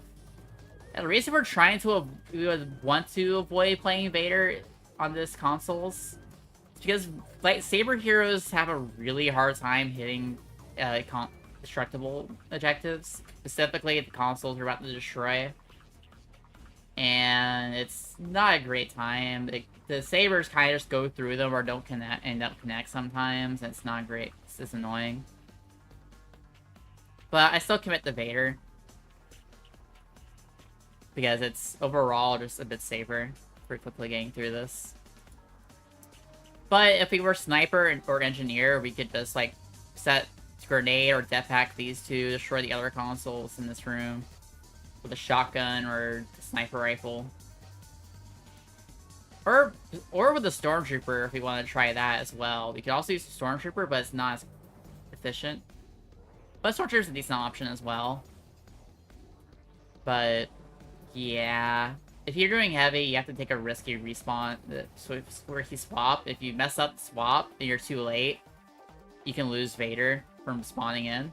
So if you're too slow on the swap, you can do it. You can do a Control E to get back control of your character, and then press F1. Because if you do Control E, it'll allow you to use the hero spawn still, so you don't lose it. So important backup to keep in mind. So we got Vader here, so we're going to destroy these consoles. Now these two go pretty smoothly, but this one's a troublemaker. I tried to go for a saber throw to destroy these two at the same time, but it just doesn't want to cooperate. This is why this is so annoying. It's... Don't miss that one. I get the double kill here. The most consistent way to destroy these single consoles is to try to use a backswing, which will get the saber all the way into the hitbox of it to help guarantee the kill. But if you try to do single swing, sometimes it just doesn't connect, and it's annoying. I recommend Vader anyway for safety. Then we're going to do infinite sprint here. We're going all the way in this console room. Two ways you can approach this. I'm going to do another screen cap here. There are two ways you can approach this. One, you can sprint jump from up here, turn into this, and just sprint jump all the way over to this generator. Alternatively, you can also do a... You can slide up this ramp as Vader and be able to slide all the way up here. I don't recommend this one learning because this is a very difficult tech, and I really go for it because I'm comfortable doing it, and I have a lot of experience with Vader movement. But I recommend going for jumping over this generator for speed. And if you want to play it safe, you can just wait, either destroy this to just get through there with use a saber thrower, break this, and then just make your merry way up here, which is a little slow. Or jump up here with a jump, but it's so slow due to energy regen being a lot rougher. I don't recommend either of these. But I recommend it for safety. If you're not comfortable with either of these strategies. From jumping over the generator from this ramp, staircase ramp, or this little ramp here. Which is where you slide off. But due to their stamina, they're kind of inefficient compared to the doing it in the 80%. But you see me doing it here. I do the slide all the way up. I do a quick tech where if you swap your force power and activate it, you can put yourself in a neutral state mid-air, which allowed me to skip just to avoid accidentally jump attacking, and I'm able to destroy this console from behind. This console that's on the other side of this wall, that's right in front of the codes we're trying to grab. I guess it's right in. We can destroy this console, and it'll allow us to get through this door that's over here. And destroying this console from behind this wall... Sorry, I'm like spacing out for a second. The most consistent way to break this console is through this wall. Because you can actually stretch the saber will go through this wall and break it. If you try to do it from the front, you'll run into the issue where it'll just not want to get destroyed, and it takes a few tries sometimes. It's really annoying. Just break it from back here. It's consistent. Whatever method you choose. Grab the plant codes and just sprint all the way over. Capture them. I'll do a little tech to if it's sprint reset midair. And then yeah, this happens really fast. A lot of small things. Oh my god.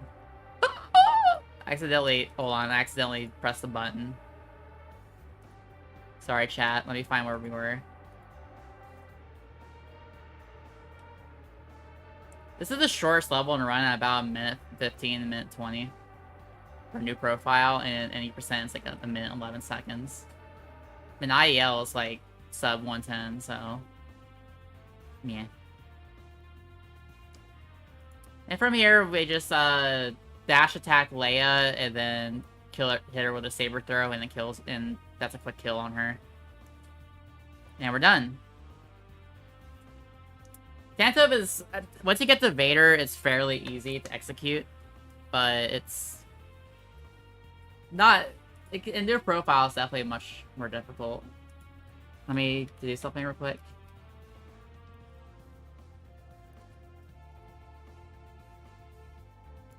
So from here, we're going into two of the most difficult levels in the run. It's... your run kind of lives or dies by Yavin 4.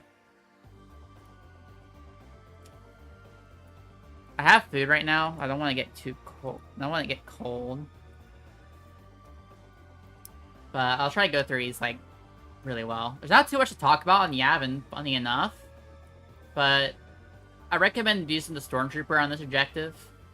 You might think the Heavy Trooper for mines, but which can be okay.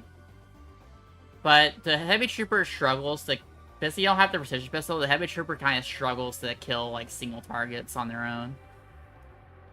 Especially a group. So the Stormtrooper is a great option. And a big part of that is because the fountain, whenever you throw a grenade in water, it pretty much instantly explodes on contact with the water. Not instantly, but like right after contact. Which you can take advantage of to kill this groups really quickly. Pay attention to whatever spawns back here. Because a Wookiee can, and in this case, a Wookiee did spawn back here. And they are really deadly back here. They'll try to recon right away, but you'll accidentally break the recon eventually with grenades, so... keep an ear out behind you and just take a note. The Wookiee's behind the walls, I can't really kill it, so I have to, like, just wait for it to come back out. So in the meantime, I sit behind this pillar. I almost get hit by a rocket, good lord. And I just chuck grenades at the rebels, aiming for the water. I don't get them efficiently, unfortunately. I hear the Wookiees switch weapons behind me, so I know it's, like, starting to come up behind me, so I move to the other side of the pillar. And when it comes to dealing with Wookiees, you want to like, wait out their shots, and then peek out and start shooting them, and get back on the cover right after. Because there's just spacing between each shot they make. A little bit of a cooldown. And you want to get a feel for how long it takes between each shot. So I almost got grenaded here, which is scary. I'm aware of it, so I managed to get out of the way in time. Watch out for that. The rebels can do that to you as well. Now we're going to swap the Dart Trooper, and we're going to jet jump over here. Which, why don't we do now? Why don't we go straight over there? Viaduct. Well, Viaduct is the most difficult command post in the game to capture, due to the sheer amount of rebels sitting around it, and the Alliance tanks are super deadly, which can be really threatening. Give me 1 second to get my food in front of me, so I can eat while in between this, while we're watching what's happening.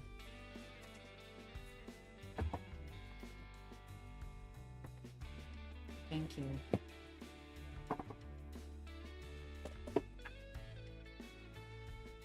Alright, so I'm a little farther away, so you won't hear me as clearly, sorry. I need to eat a little bit.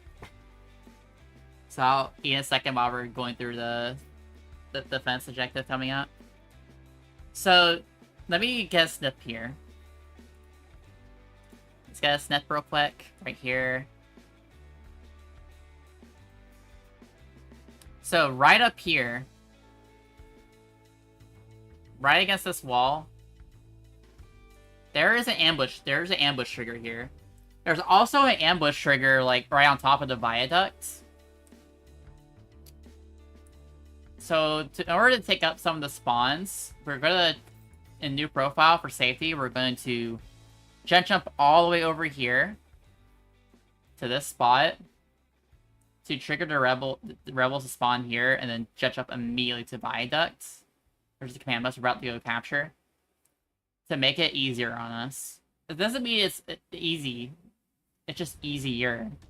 It can still troll and be scary, but we get a pretty smooth one, all things considered. Jet up all the way over here. And Viaduct is honestly the biggest test of your ability to use the Arccaster. This is where you really want to take advantage of those jump shots. Those jump cancels. To quickly... Like, you'll see we do it here. I combo this Rebel Soldier. There's 2 Vanguards here. I can't pistol them, so instead I'm going to go for jump cancels on both of these Vanguards. Let me roll that back so you can see what I'm doing.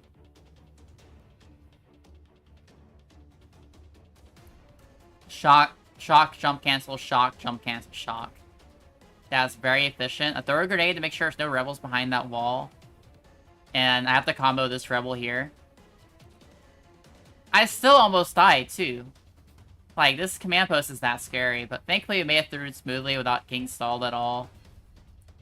And so now we're here, and for the rest of this level that we're gonna let play, so I can eat, it's pretty smooth sailing. There's nothing really to worry about. Well, you're about to see something to worry about. I start getting shot by this turret, which is very strange. I haven't seen it happen before. I almost died to it. But that would have been sad. But, no, we got capture. Now our main real goal here is just make sure we get Precision Pistol for the end of the level, and we're just gonna defend here. I'll let it play so you can see how I defend this objective while I eat. And so you can just tell what I'm doing while I'm, like, eating. It's all pretty self-explanatory.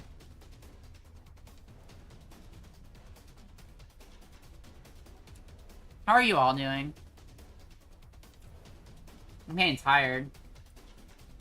But we're almost done.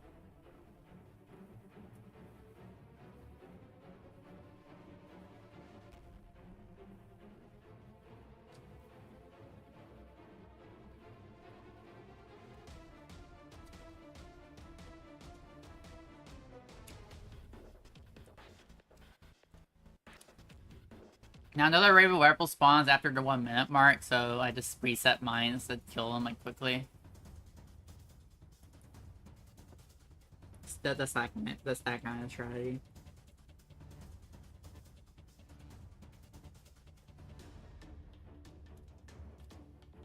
I'm eating salmon. Dinner is salmon and some veggies. No mashed potatoes, unfortunately. But it could be like that sometimes.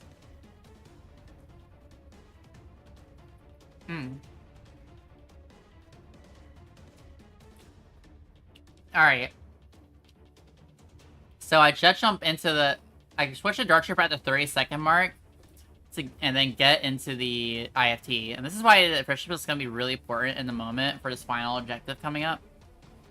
But first, we just wait out. We wait here for the bomb beacon to spawn. You want to be here early, because if you show up late, or if you show up to this objective late to grab the beacon, an ambush wave of rebels will spawn in this pyramid here, and make it way more difficult to get the beacon. So it's a lot easier just to be here ahead of time. Thankfully, the defense objective on the hunting pool is so easy that you really don't have to worry about the timing very much. It should be fairly stress-free. Just make sure you have Precision Pistol going into this, and you're fine. And then we're gonna jump into the tank. We're gonna use it to get all the way over here with W mashing. And we're just gonna weigh it. I'm gonna slingshot that tank towards those rebels just to block them a little bit. You don't have to do what I did. It's just a little small thing. Now we're gonna jet jump all the way into this room. I'm gonna prepare a Precision Pistol. Gun down that first Bothan with a Precision Pistol, and then charge up a shock. Make sure you charge it. Charge it for a second or so, and then fire it off, and it'll kill both of the last 2 Bothans. And that's Yavin 4. I'll replay that one more time so you get an idea of how that works.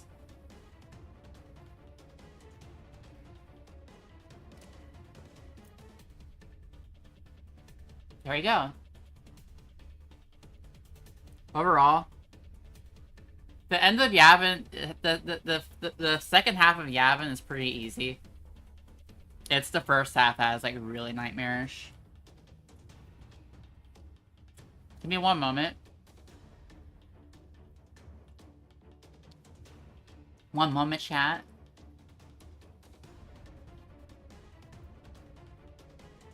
Alright.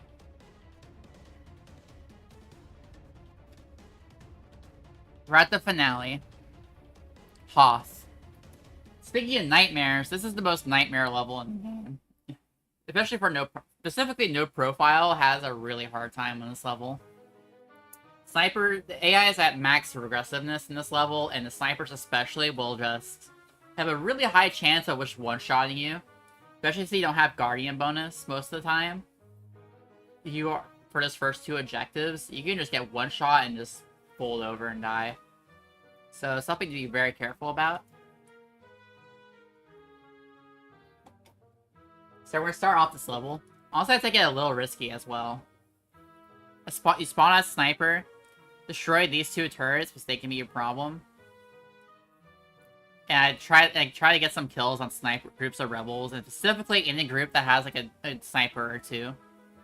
Snipers are your biggest threat in this map. You want to keep mental note of where all the rebels are,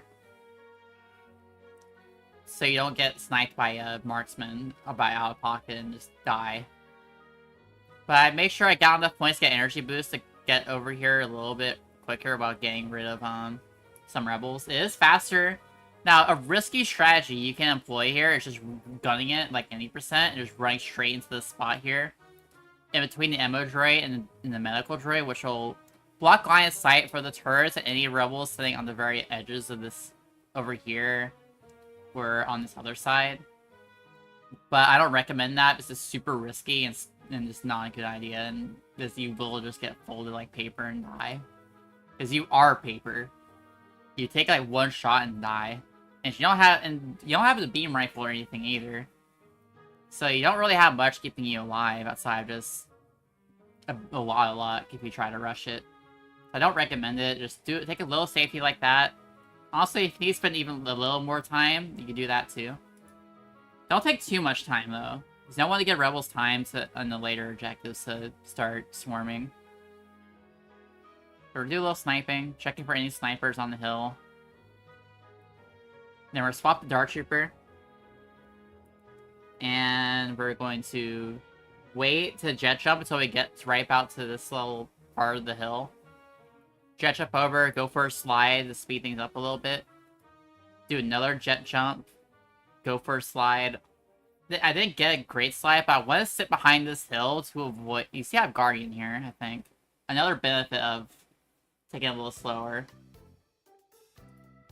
is that you can potentially get Guardian bonus as well to keep yourself alive a bit better, so you don't get one shot by a sniper instead you can be two-shottable. I can't tell if I have it or not. I think I do. Yeah, I have Guardian. So you want to sit behind this hill and wait. And then quickly jet jump into here. I'm a little unlucky, there's a lot of rebels in here, but a solid grenade's enough to like thin them out a bit. Now be careful, those snipers will one-shot you. Especially this situation, I could have died. Thankfully, this is very smooth, so not too much to worry about. So after this, I'm going to get into an AT-AT and use that to destroy the shield generator quickly. Now, you're about to see something really sketchy that thankfully I pull off. So we're going to respawn right after capturing, get an AT-AT, and look at how much progress this snowspeeder has on, like, tow cabling this AT-AT. It is, like, halfway done it's halfway there to being tow cabled. Look at that. Look how much progress the snowspeeder had. The fact I managed to clutch out that snowspeeder skill is insane. So we're just keep moving forward a bit, and hopefully we can see the health bar and the generator. I don't think I was able to see it. So I keep a finger hovering close to the escape key so I can start respawning immediately after this thing gets destroyed. So we're kind of just waiting for this kill from the shield gen.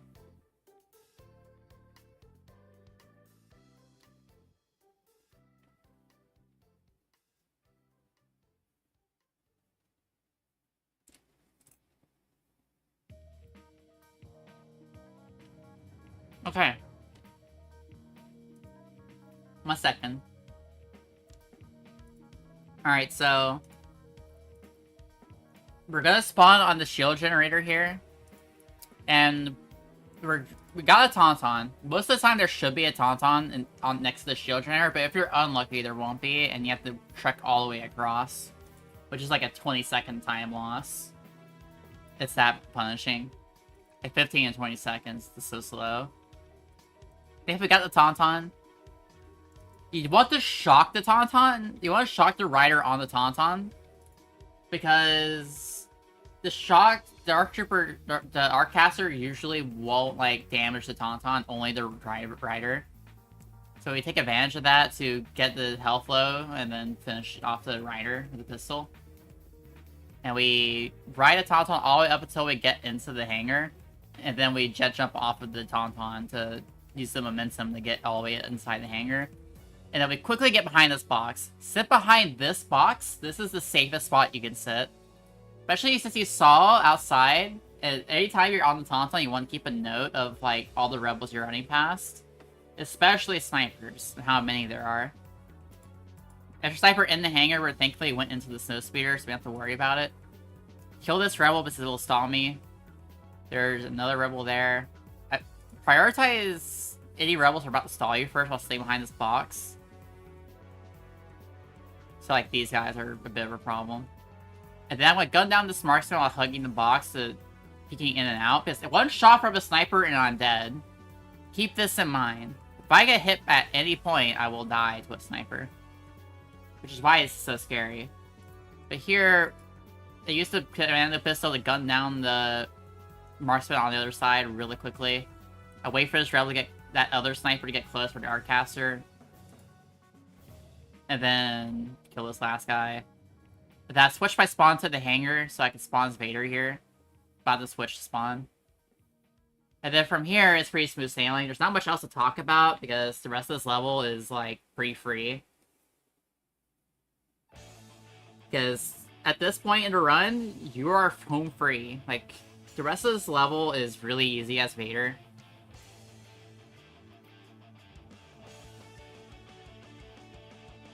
So you don't really have to worry about too much.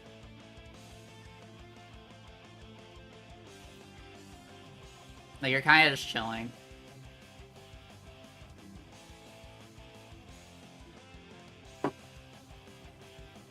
So yeah, that's the full run.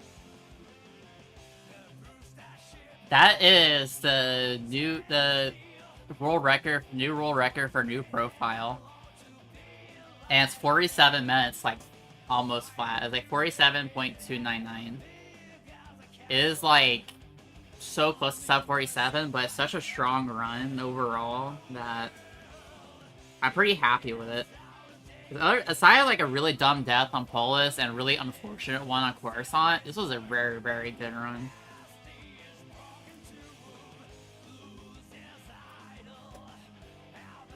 The only real danger at this point is really like if there's a ton of heavies spamming the beacon or you're about dead or if not dead, but that should never happen. And even then, the heavies aren't really that big a deal to deal with. Just don't let them swarm it and you're fine. Like that, and again, unless you're like falling asleep at the wheel, you should be able to finish this level.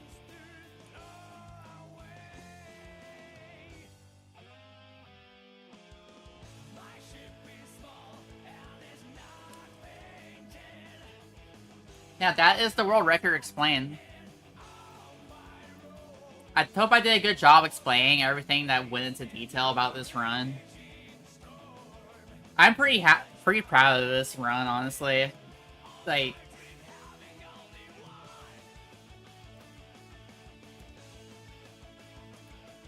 and I have a little reaction at the end of it. I'm gonna not play it, but this is a crazy strong time. And honestly, it'll be pretty hard to beat.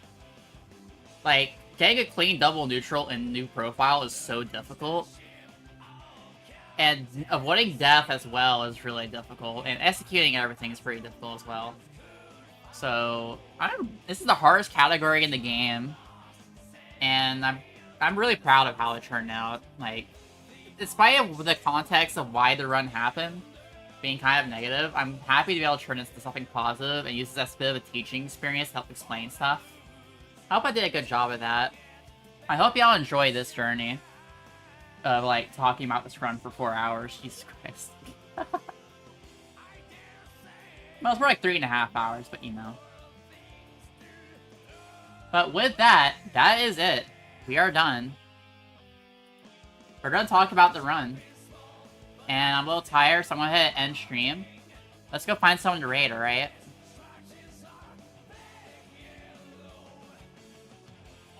If you're watching on YouTube, I appreciate all of you that stopped by to hang out.